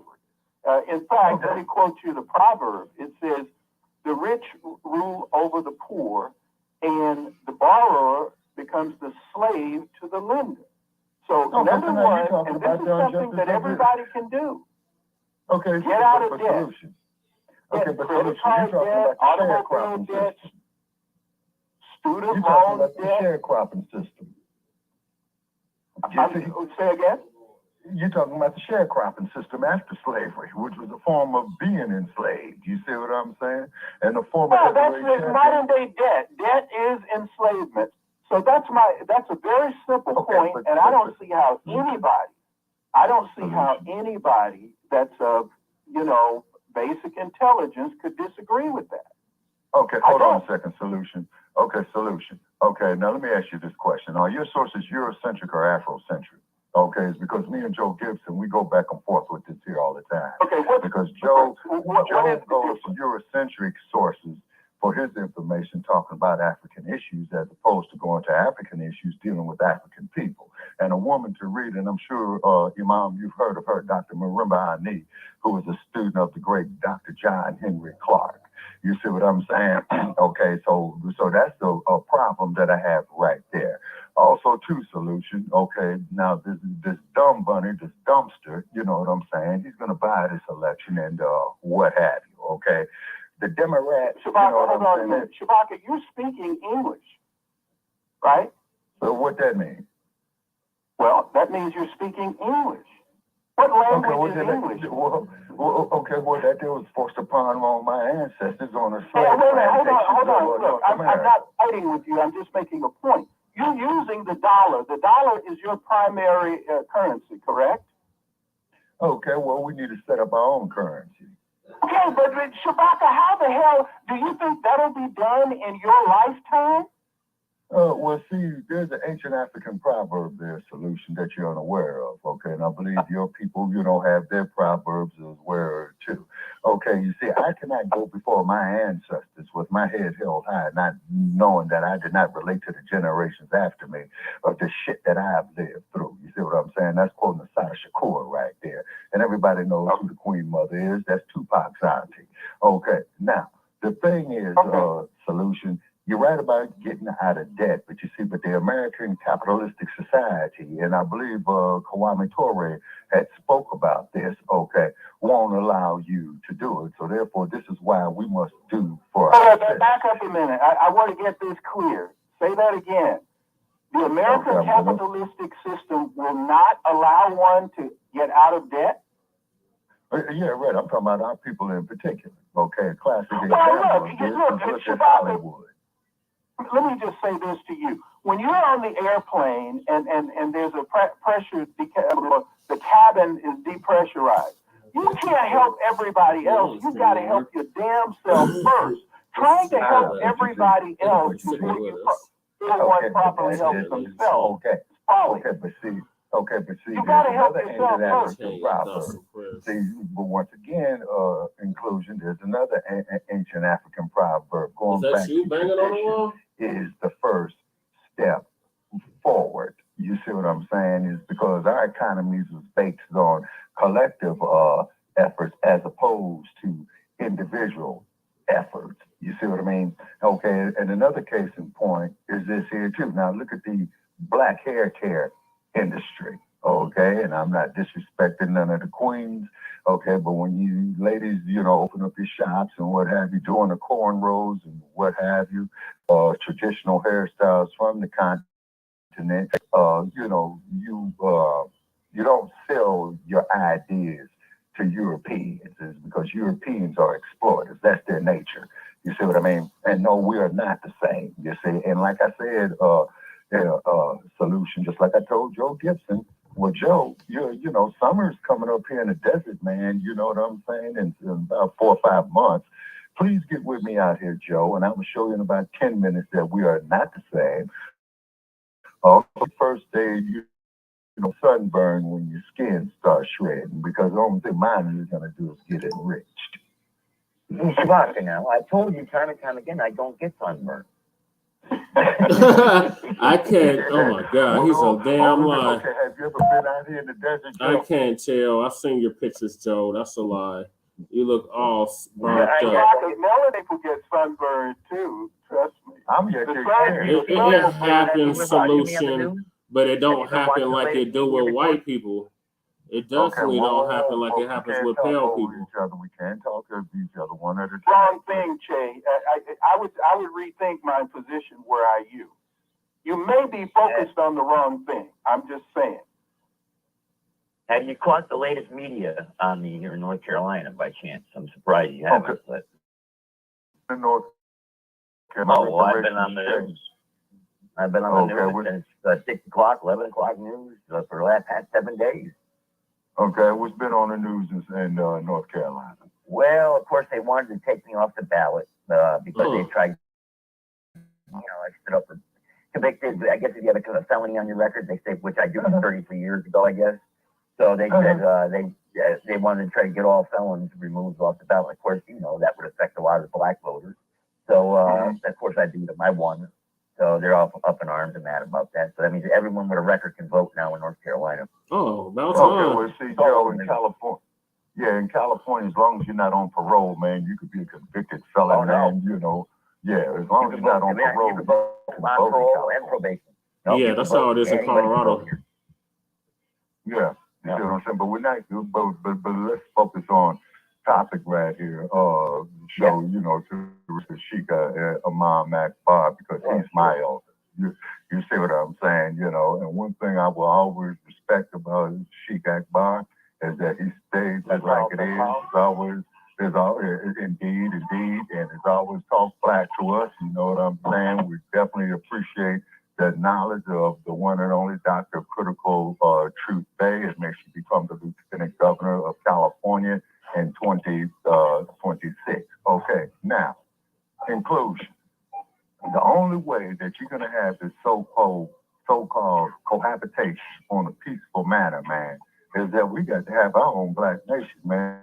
And, this don't mean that we hate you. It's like, we're about preserving ourselves because the damn American criminal justice, man, praise upon us. And Dr. DeGrew, if you're out there, man, we would like to get with you. Somebody got some feedback or background. Dr. DeGrew is happy. You had Dr. DeGrew is happy.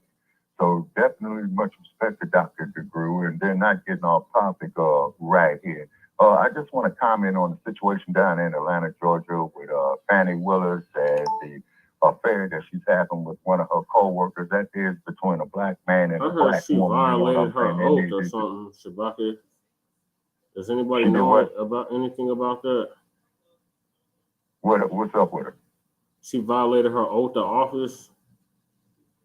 Okay, so they're trying to slam her with that. Okay, what was the violation of her oath? I don't know all the details, Shabaka. I was just seeing if anybody on the call had heard anything about it.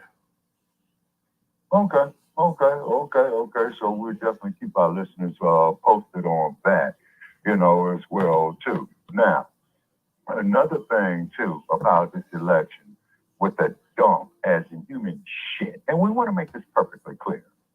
One thing you have to give this no good bastard credit for is that he is stating of how he honestly feels. And that is the old proverb, from the inner cities of South Central Los Angeles. Okay, never apologize for how you honestly feel.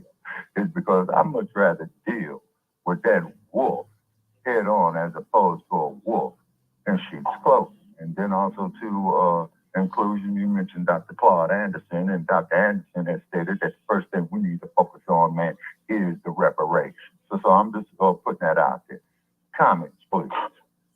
Well, I want to comment on Ms. Willis when you say so, Shabaka. Mm-hmm. Yeah, I've been keeping up with this a little bit, and Ms. Willis has made. Ms. Willis, go ahead. What? No, I said go ahead, man. That's what I was saying. I was going ahead. Thank you. Ms. Willis has made some horrible errors. Number one, I think it would be best if she just got on her course, figured out what her retirement is going to be if they allow her, and just get out. First of all, she's fighting against the estranged wife of her current lover. And she said that this woman, I think the woman's name is Joycelyn Wade. Miss Willis filed a complaint basically saying Miss Wade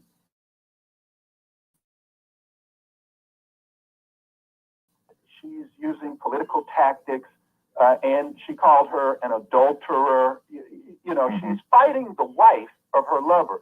Now that was a mistake for her to get involved with this man. And then we find that she paid Mr. Wade, Nathan, more. She paid him more than she paid the real experts. Considerably more. In other words, people who had handled cases such as she's handling are being paid less, which means that they see that as a kickback, because she went to Napa Valley out in California. They also went to Florida. They have the receipts. This is the wife. The estranged wife is providing these receipts. And the estranged wife claiming that Miss Willis is interfering with marital property.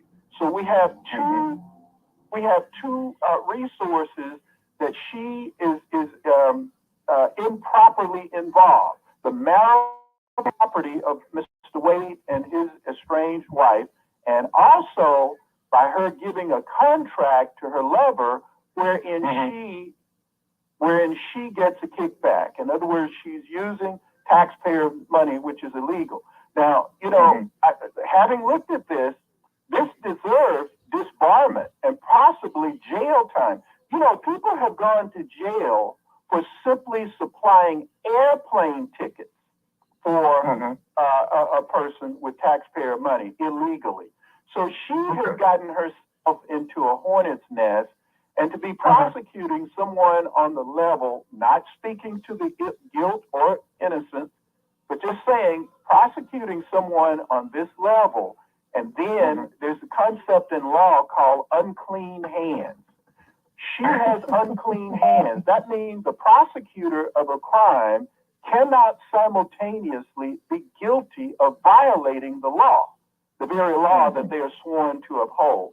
So she has created a huge problem for herself, and if they'll just let her out with her hide, it'll be great. Basically on that there inclusion, the overall crux of that there is a domestic situation in her personal life, and I do not think the woman's personal business should be dragged out in the public. Now, let's look at Donald Duck. Okay, you know, he was an adulterer, you know what I'm saying? He's a creep. Anyway, he's a pervert. The bastard has been accused of rape, you know, on 4 occasions that I know of based on my latest information right there. So therefore, if they're going to praise Donald Duck Trump and try to sweep that under the rug, then Ms. Willis and her domestic situation that is between Miss Willis and her love. Now on the legal. Shabaka, no. You're wrong about that. Look, it is a domestic. You're right. It is a domestic situation that has spilled over into a public situation. Because remember, this woman occupies more than just one hat. Right. She does have her private citizen's rights. However, when she merges the two, that's where the problem comes in, because remember, she's issuing government contracts. And she's issuing government contracts that also involve her private life. She benefited, you know, the statement Q bono, who benefits. She benefited from that large contract. That was almost $1 million, something like in excess of $700,000 that she paid Mr. Wade. She paid Mr. Wade, and he had no experience, and he had never been of this type. That looks stinky. Now, let me just say this. If any one of the people that she has cognizance over had come to her... Are you familiar with Chicago politics there, inclusion? Hold on a minute. Hold on. This is in view. The point is, this is in... Yes, but this is in view. When she did that, when she merged her personal life with her public responsibility, she did that. And now it's under inspection, and we just have to see what happens. At minimum, she should back off of this case. She should no longer be prosecuting this case. And it's not just personal. She should recuse herself from the case, right? Oh, absolutely. Absolutely. And what I was about to say to you, which I didn't quite finish, is that she would have given counsel to any of her subordinates. She has deputies and deputy DAs and what have you. I guarantee you she would have advised all of them not to do what she did. Right? She didn't take her own advice. Okay, well, you know, solution. Okay, if they're gonna do this here with Miss Willis, then you need to go check the police chief of the Memphis Police Department about how her husband, when she was a police officer coming up through the ranks in Georgia, you know what I'm saying? Well, he was a downright pervert, and she didn't prosecute the bastard. You see what I'm saying? And then I didn't quite hear that. This was Miss Willis's husband? No. The chief. Okay. And what's the chief of the Memphis Police Department, Brother Check? Oh, well, okay, this is under fire right now. I see what you're saying. Everything will be done, I guess, in its time, if it's done at all. And what's at issue right now is Miss Willis. And she has brought this upon herself. That's the point.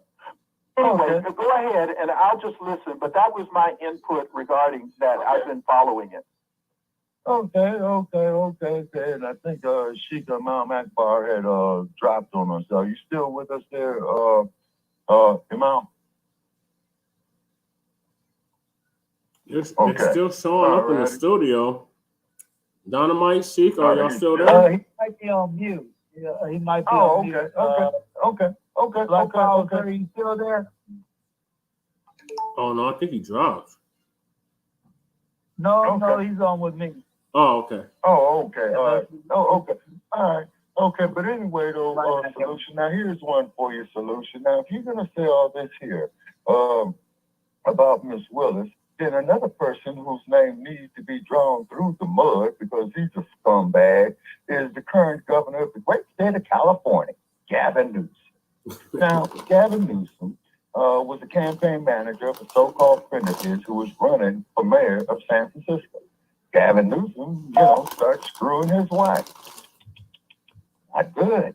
Okay, now, your current vice president, Kamala, she has a record too.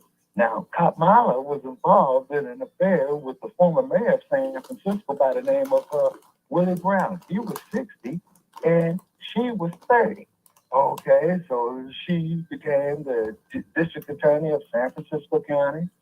Then she became the attorney general of the great rotten state of California. And then, you know, she became a U.S. senator from California. And then she became the vice president of the United States. Okay, so hey, solution. Everybody's got skeletons in their closet. You know what I'm saying? And whatnot. Whether if I agree or disagree on a moral position, I'm in no moral position. And I don't think you are a solution to judge Miss Willis. You see what I'm saying?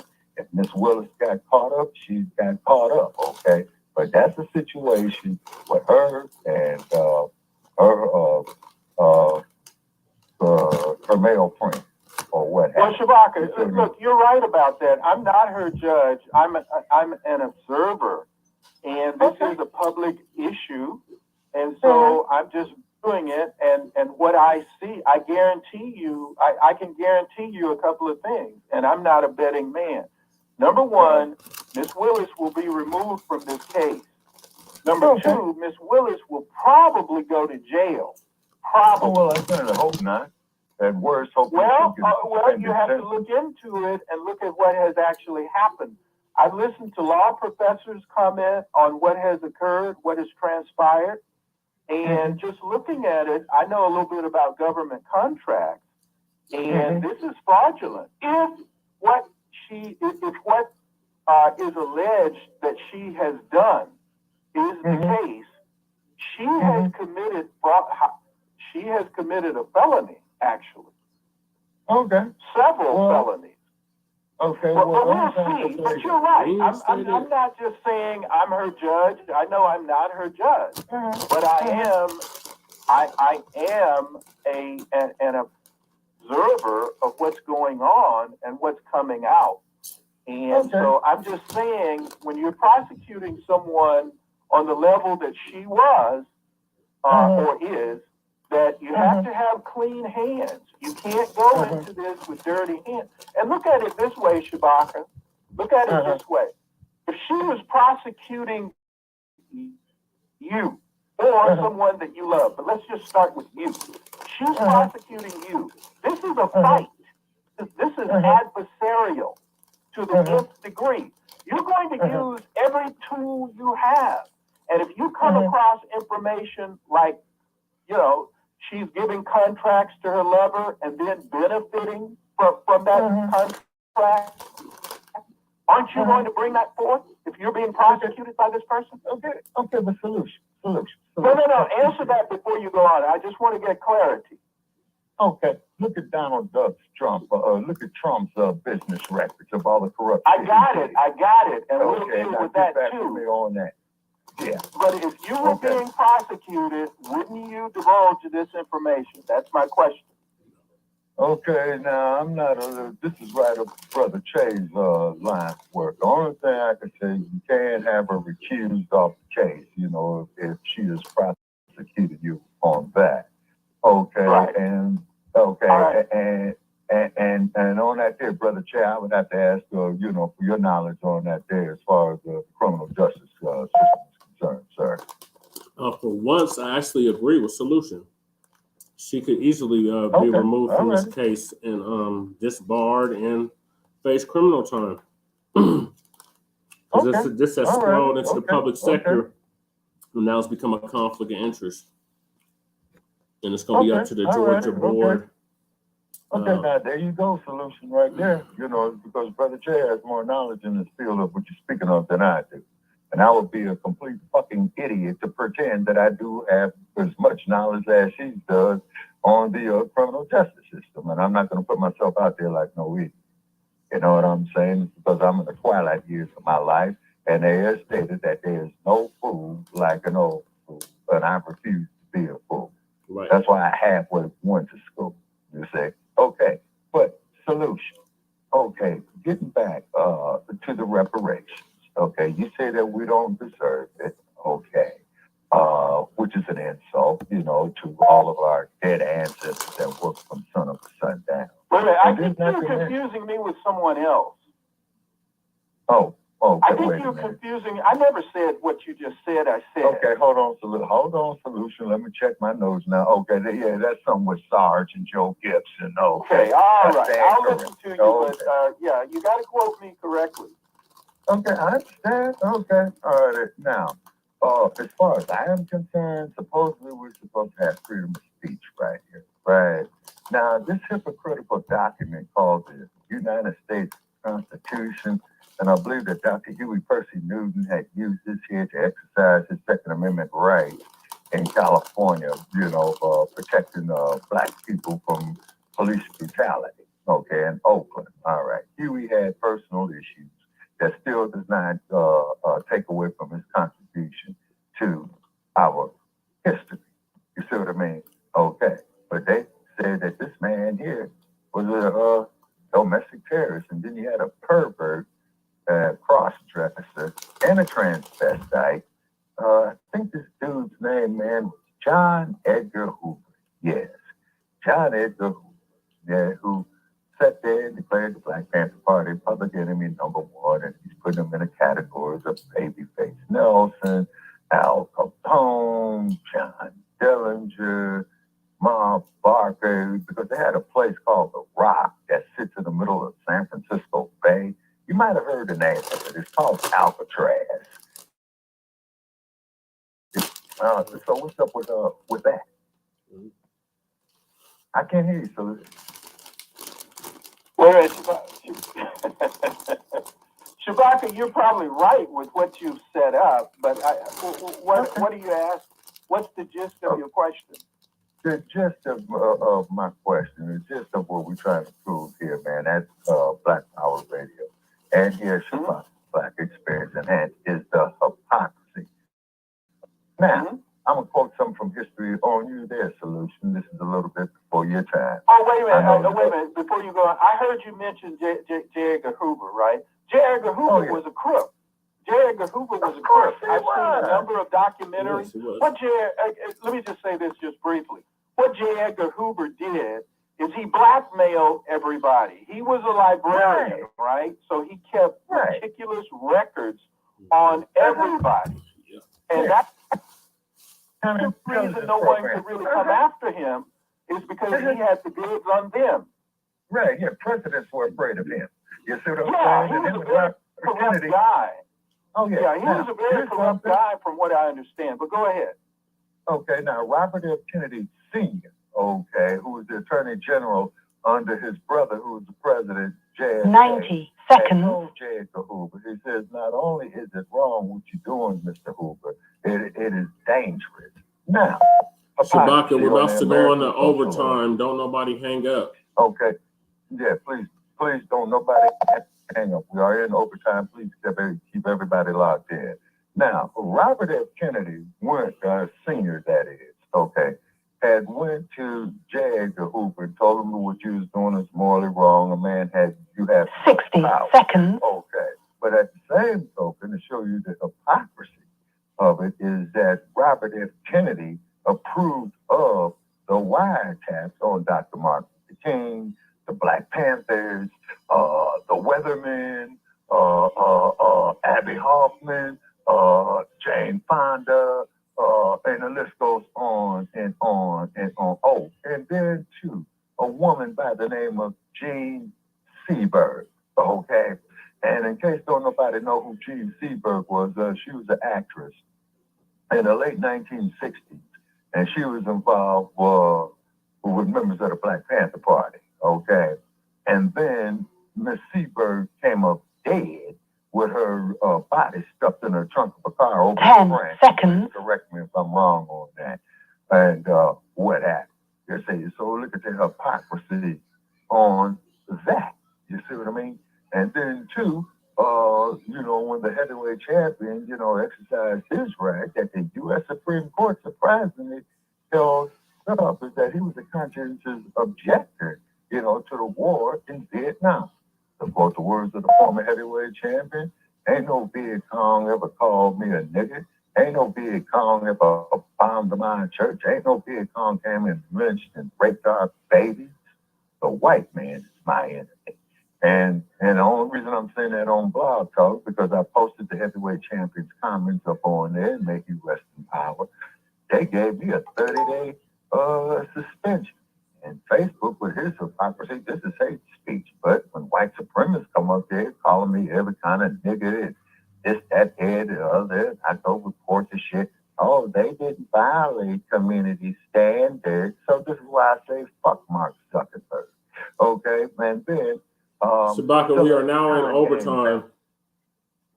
Okay, please don't nobody hang up. Please don't nobody hang up.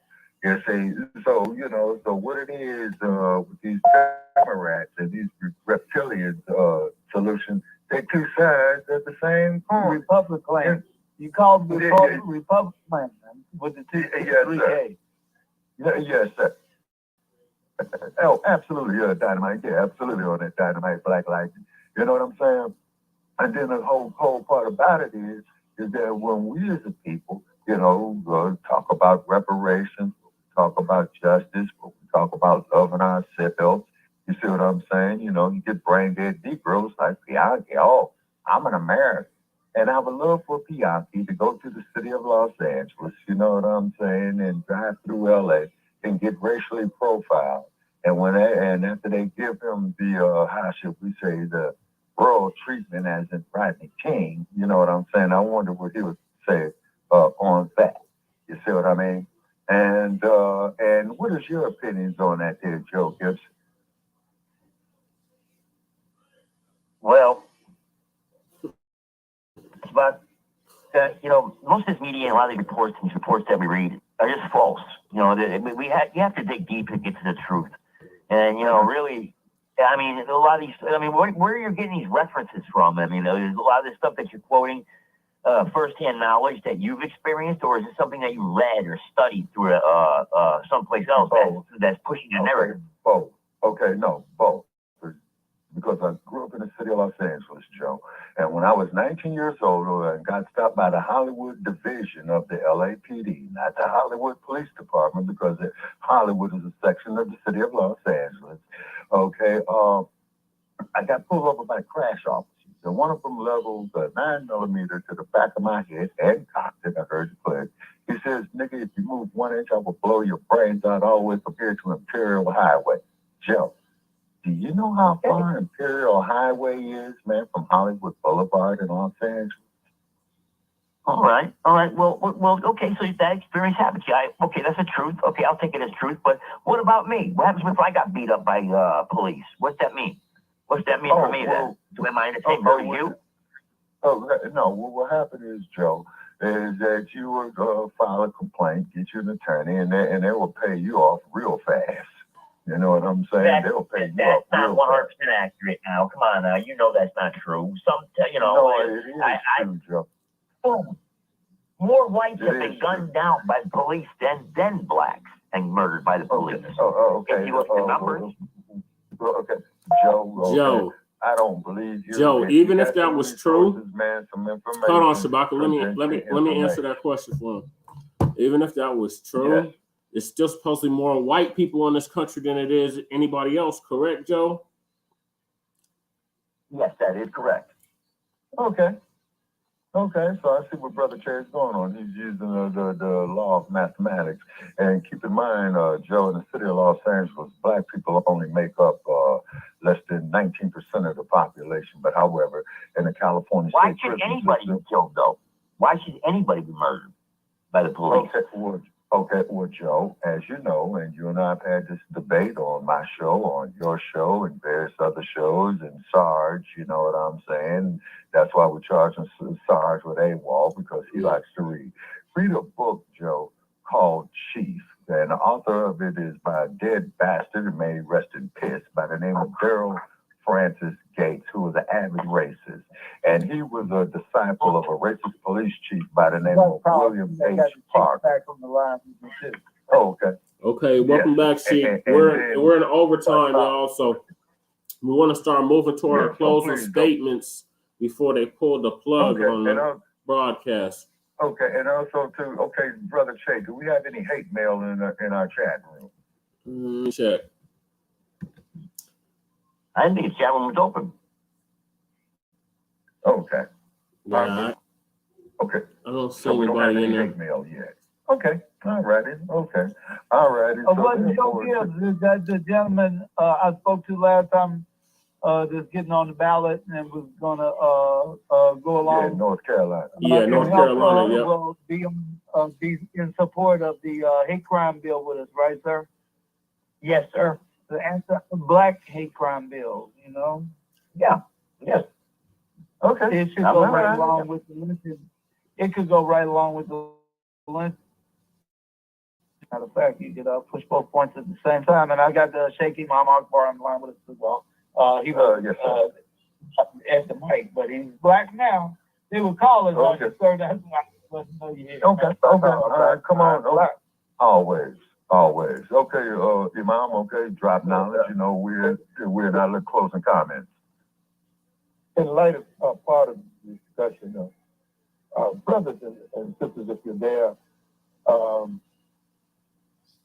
I will remind you of a place called Spartanburg, South Carolina, and in that county, they had brought about 20 plus black men in body bags out of that system in less than 1 year. This is from our researchers and our staff, and found out that is a world record out of one township. BMW, they're black men working, but they also make the actual BMWs manufactured there. And this wooden tooth sheriff by the name of, a wooden tooth beer belly sheriff named Chuck Wright. We call him Chuck Wrong Right. He always comes up on the wrong side of the equation. Much like Andrew Johnson, the guy they mistake as Jim Crow. And he is the Jim Crow, the president of the United Snakes of America. Right. He is the one enforcing the South shall rise again. Meaning that white supremacy, that white bull kind of white will rise again. That's what they're talking about. And if you're naive to these facts, then you're sleeping on your revolution. You are asleep to the facts, the social, political facts, and the reality of the heinous, when I say heinous crime, meaning any form of overkill. Before they shot you, something should wake you up. Jamarian Robinson over in East Point, Georgia, received 70-some odd, I think 76 shots. They were so entrenched in the overkill, they shot him through the bottom of his head, meaning after he was down, they will continue to shoot this man. Unarmed black man, young black man, football player. Yes, sir. We just have to remind you of these things that Rashawn Carter was decapitated in Taylorsville, Mississippi. A heinous crime, a super heinous crime. Take the organs out and pull the skull bone and freeze dry the skull bone and send it to mom. To say black people are nothing. It's 2024. This is not no inconsistency. And we went into that town. We were armed against our vicious enemies. And don't you know the wooden tooth beer belly sheriff ran out of town, closed the police department, and ran from the truth. They paid him $50,000 to shut it down and cover up a heinous hate. There's no heinous hate crime going on in Israel, Palestine, in Afghanistan, Iraq, Iran, or Afghanistan on the level of what is taking place right here in the United Snakes of America. And I say United Snakes because the United Snakes is a corporation only intended to carry out the capitalistic imperialism, only intended to carry out globalization of white male-dominated white supremacy. And if you're sleeping on your facts, then you need to wake up to these facts. And we have to wake up Jews right here on the line. We're not running anywhere. We're telling you, brother and sister, you have to get on your revolution. You can live on polluted air, polluted water. But I'd be damned if you can live without your black revolution at this hour. I'm just kidding. If you're going to step into modern times, don't step into modern times with a cracker's foot hanging out of your behind. Don't do it to shame the whole ancestors and all those that were sincerely intended to bring a form of freedom fighting from Harriet Tubman to Fannie Lou Hamer. From Fannie Lou Hamer to Dr. Fannie Lou. Sick and tired of being sick and tired. Speak, minister. Yeah, went to LBJ. He was going in. He told his men he was blocking the speech of Dr. Martin Luther King Jr., but he was actually covering the speech of the Honorable Fannie Lou Hamer, who was lighting up Mississippi. And we got to rekindle the blaze to save the legacy of Fannie Lou Hamer and save the legacy of the Honorable Dr. Khalid Abdul Muhammad. The whole government said, why would they censor Dr. Khalid Abdul Muhammad? Because the truth that was in his mouth would free you from a peculiar brand of enslavement. Oh, I just want to wake you up a little bit at a time. But damn sure wish you would come full circle tonight. Power to the people, Black Power. Yeah, R.I.P. to Dr. Khalid as well. All right, so we're in overtime, gentlemen. So do y'all want to start making your closing statements? Yeah, my closing statement is here, Brother Che, and then, then by all means, man, go down the line. It's because I'm not at the board. My closing statement is here, this is Shabaka'S Blacc Experience Enhanced, ladies and gentlemen. We deal with the Black experience from the beginning of time to 10 minutes ago. We do not believe in the illusion of inclusion, okay? We believe in our sovereignty of the new African Republic, free the land, Shikamal Akbar, and what have you. Definitely there's shout outs there to Joe Gibson. We love arguing with him. Shout out there to Bianchi. I love his diatribes and whatnot. Definitely shout out there to Brother Che and crewman Lady Che. Definitely there. Shout out to the memories of Dr. Dada. Okay, and also too a shout out there to President Museveni of Uganda. It's because the United States State Department went to President Museveni. He says, well, if you don't embrace this rainbow coalition or the LGBT flag, we'll cut off your aid. The president of Uganda says, hey, man, you're still here. Cut the fucking aid off, man, and you all may go fuck yourselves. Yeah, the president of Burundi just did that too. A quote, but I am, paraphrasing the brother right there. Also, too, we don't wish no ill will on Joe Gibson, you know what I'm saying, or Piaki. We just disagree agreeably. And the individual show that I called in yesterday, I had to tell that man what I had to tell him is because he was simply not listening to reason, is because the truth hurts. Now, don't get me wrong. Within the Black community, throughout the African diaspora, we got a whole lot of house cleaning to do. To quote Brother Che, to quote Sheikh Imam Akbar and what have you. And then no disrespect to Joe Gibson, but Joe Gibson tries to comment on our history from Eurocentric resources. We comment on our history from Afrocentric resources. A big difference between the two.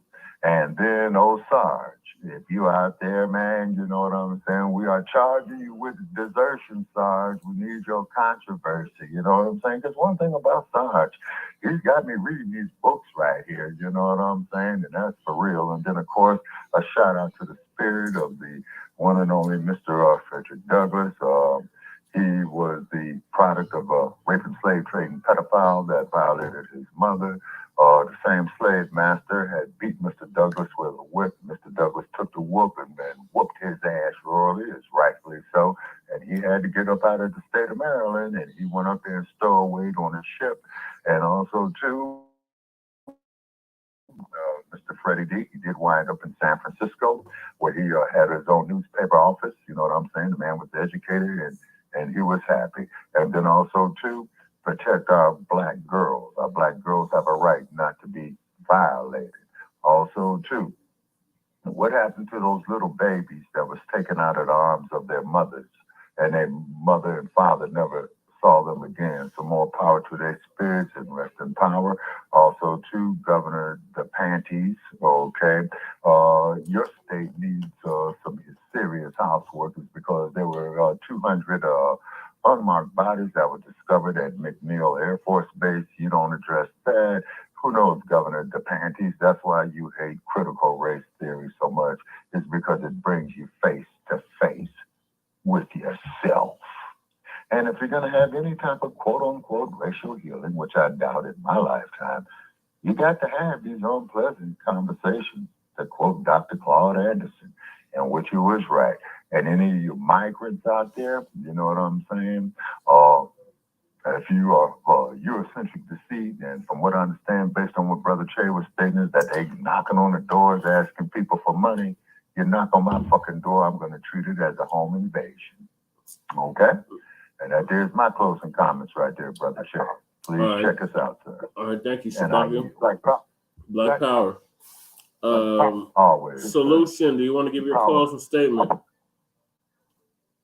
I wanted to say this to you all that. I was just saying, good show. Good show. Keep it up. Thank you. Okay, thank you.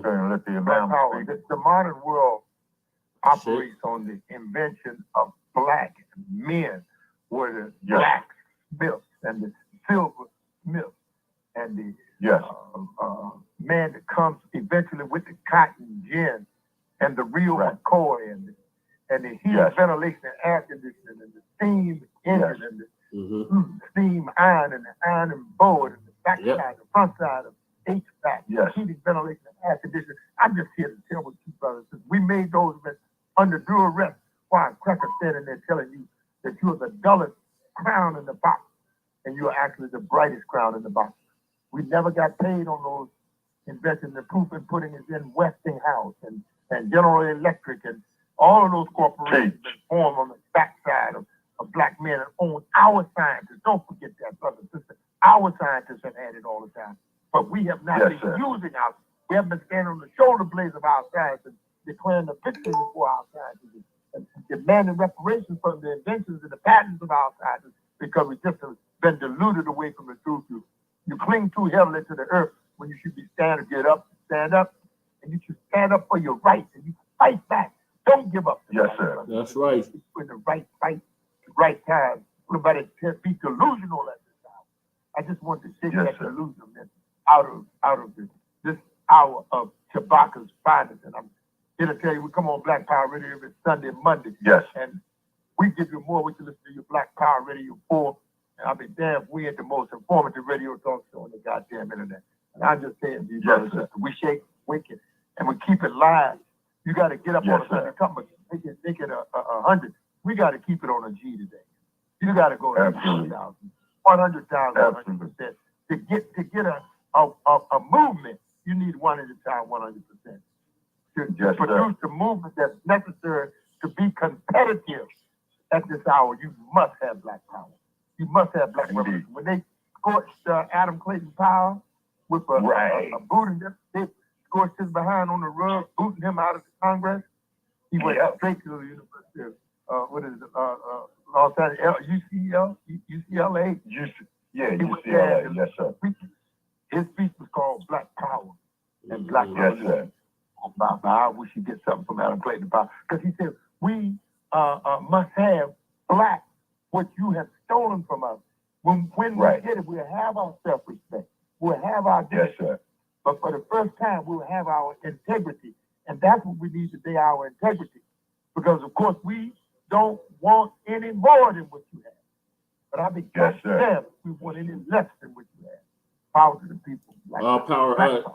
Sheik, before you go, did you study under Dr. Amos Wilson? Black Power. Black Power, Brother Sheik. He reminded me a lot of Dr. Amos Wilson with what he was saying. Okay, go ahead, Dynamite. No, Joe Gibson. Sorry, go ahead, Joe Gibson. All right. Well, good chances are I probably will. You mind if I go first because I got to get out of here. Okay, go ahead, Dynamite. Okay, Dynamite, and then we'll turn it over to Joe Gibson. I'll be briefer than usual. I know y'all know how we going. Plus, there's not much to say behind what the Imam, our national chairman, have already pretty much summed it up. But I was thinking the question that Brother Shay had asked Joe that we are the minority, and he agreed. But going back to what I was saying about the homeless, when HUD count the homeless, what was that number again? I got it right here. HUD counted the HUD homeless count was 653,100 homeless people by December the 15th. But they didn't include the ones that are sleeping under the bridge, the ones sleeping in the which I'm doing the tent drive for, the ones that are sleeping in the woods and in makeshift tents. They didn't count them in that survey, HUD survey of the homeless. And the same goes for the inner city and especially in most of the hardcore ghettos of America. Those census takers, they just drove through and take a wild guess on how many people might be in an apartment. And I'm sure they took a much lower estimate than what would be true, you know. So while we're looking at the while America wants to claim that the black population would be the minority, as we see just by Barack Obama alone, that we are definitely majority, because when we decide to vote, booyah, whoever, you know, is. So what I'm saying is, we're not, no reparations, no vote. And also we say no reparations, no vote. And what's the other flip side of that? The black hate crime, anti-hate crime bill. And that's why I wanted to say this before I left. So Joe would know that we're backing the candidates that back our the agenda, which is reparations and anti-hate crime bill. And the anti-hate crime bill might be a little easier to tackle because we have the George Floyd bill, we have the anti-lynching bill, but it should be more in writing for actual hate crime bill. So I wanted to say that now with that in mind, just like you were talking about, what's his name? Well, I was Kennedy and Johnson and back to the civil rights days. They were off. They said, look, this is what our people need. And they say, okay, if you're going to help us with what we need, then we will campaign for you for the black vote. You know, which is definitely more underestimated, much more underestimated, because most of the time, if we don't see a decent candidate, we won't vote for any of them. But when we do vote, it's going to be a landslide every time, I guarantee it. So push our agenda, and we will, we black you up on your agenda, and one hand wash the other. But I'm just saying, we out of 700 people dying from hypothermia and this and that, I would just say that everybody, that can help. We're trying to put on their hashtag tents for the homeless, hashtag tents for the homeless. Whichever direction you send the money into, doesn't matter. Help us all, because this is the only place you're going to get the truth. You know what they say? His story is always his story. In other words, the story of the person, the victor. Right. You know, just like the Romans, they march in and they take over a land, and they and the people were saying, well, our ancestors have, we have a great tradition of this, and the sun and the pyramids and know the secrets of the universe. And they say, oh, no, all that's wrong. See, we're going to erase all that. See, we rewriting all of that. So whatever they tell you, you believe it. If they tell you the sun is shining outside, but there's a thunderstorm, you go without the umbrella. So what I'm saying is, we have to get out here and really look and see what's going on, and put boots on the ground in order to make a difference. So I'm at, like I say, I'm at a Dynamite Lightning on Facebook, and I'm pushing for the 10th drive. So because the average mortality rate of a homeless person is only 48 years. Now we can definitely stretch that out as long as they have decent shelter. I was just looking at another one while we've been on the phone. A shelter that's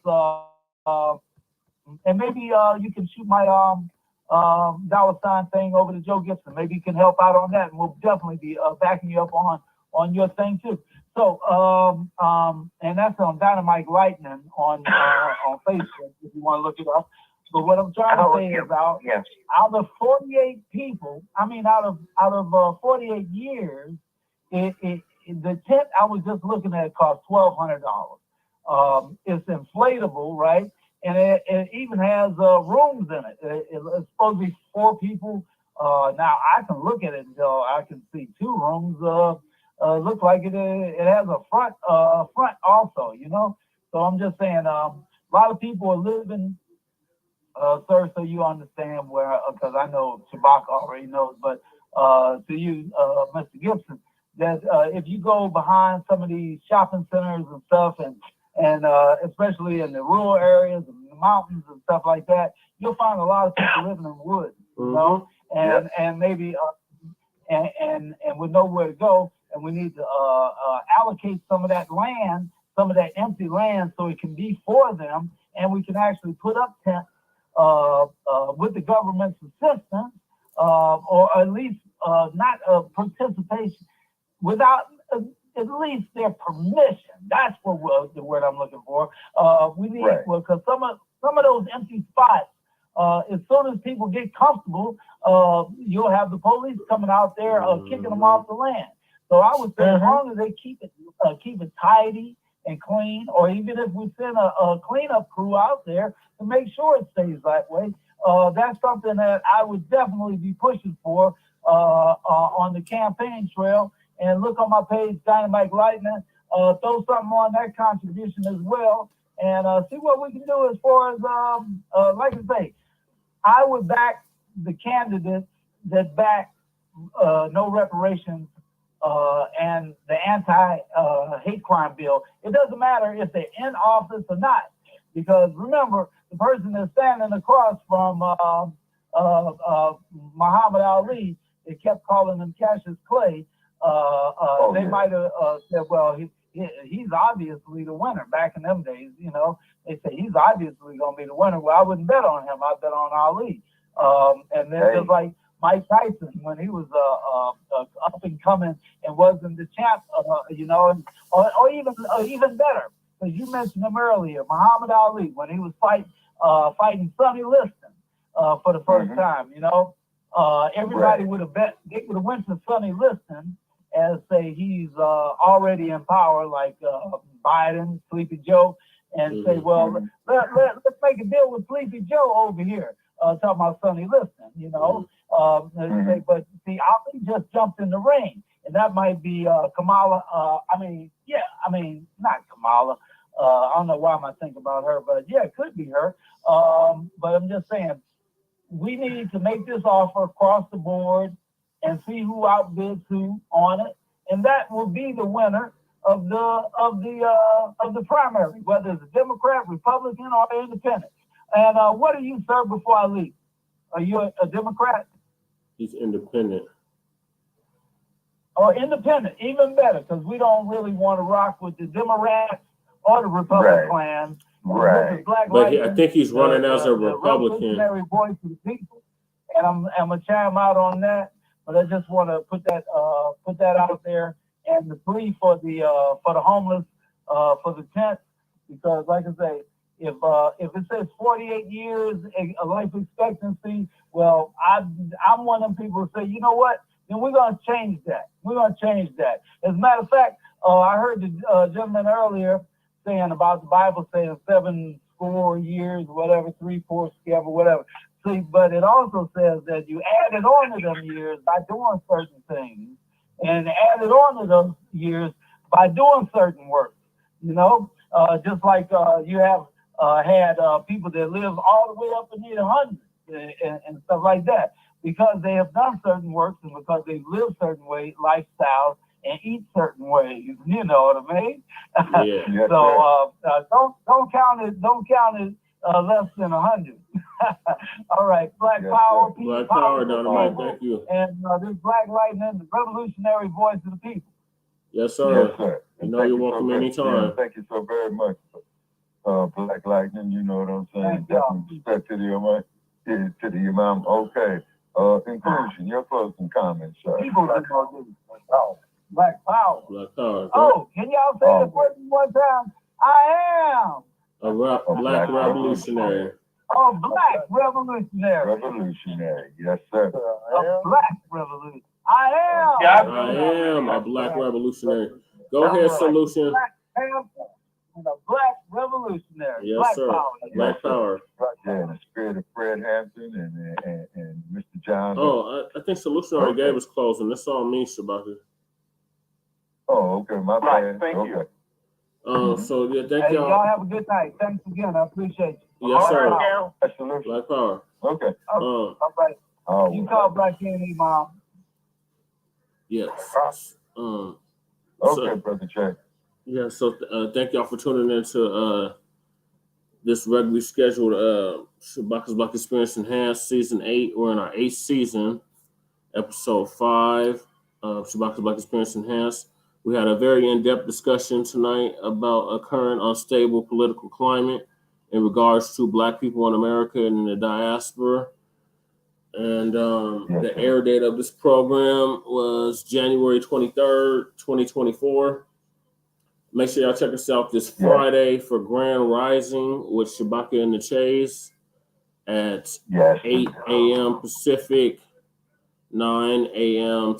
Mountain, 10 a.m. Central, and 11 a.m. in the East. So, yes, sir. I agree with what majority was said.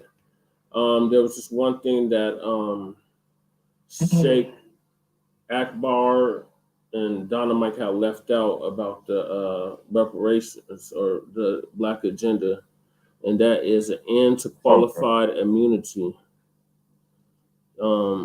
My state is like one of the few, if not the only one, that has eliminated qualified immunity for police officers, i.e. race soldiers. Okay, Joe, that's good to know. And also, Dynamite and Sheikh Akbar are in North Carolina, so they could technically vote for you. So you definitely want to get a hold of them, Joe. But okay. And I got one last comment too, Brother Che. Okay, ladies and gentlemen, I am not a crook. Oh my God. Dumb as in human shit. Take his ass out there and throw him on Alcatraz Island, with no running water. But they're not going to do none of that. And then let that cold get his ass. You know what I'm saying? Yeah, that's not going to happen, though. Not in this current world. In a perfect world, it would happen, but not here. And he got the complexion for the protection for the collection. So. That's why you're the co-executive producer. You know what I'm saying? But it's nice to dream. Yeah. But thank y'all for tuning in. Everything that was stated, for the most part, that's what we are practicing and ushering in on our end. We want to place this global system, because it's not just in the United States, of racism, white supremacy, with a system of justice, which guarantees that nobody is mistreated by the color of the skin, and those that need the most constructive help get it in a constructive manner. So that's what we are actively pushing and promoting on a daily basis and acting out in real time on a regular basis, on a daily basis. So make sure y'all check us out on Friday, like I said, for Grand Risings with Shabaka and the Chase. The RBA will be going on sometime tonight, possibly tomorrow. We will see. And then we got Frontline Black News every Saturday at 10 p.m.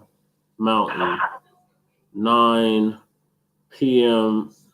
Pacific, 11 p.m. in the Central, and 12 a.m. in the East. So we will see y'all then, and we were simulcasting also on StreamYard. So yes, sir. The video is on the Shabaka'S Blacc Experience Enhanced, a private group. Yeah. And the like page that we have on Facebook with Shabaka'S Blacc. You didn't get on the StreamYard, so it didn't get linked. So it's just on the it's on the Facebook private group page. Okay. And on Frontline Black News, and the Revolutionary Agenda Yes, YouTube pages. So, and please like and subscribe to Frontline Black News. Yep. So, what should we go out with? Shabaka? Ship Ahoy by the OJ. Okay. All right. Well, thank y'all for tuning in to Shabaka'S Blacc Experience Enhanced. Good grand evening from the Mile High Income City. All right. Ship Ahoy. We're coming to get our check. We're going to complete the mission that Dr. King and others had set out in the 60s. Black Power. Yes, sir. Always.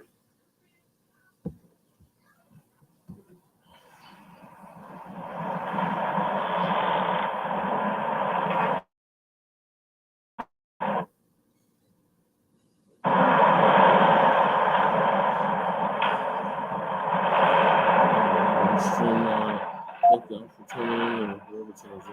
Appreciate you. Make sure you like and subscribe. Oh, okay, Twin, I see you in here. Okay, good to see you, Twin.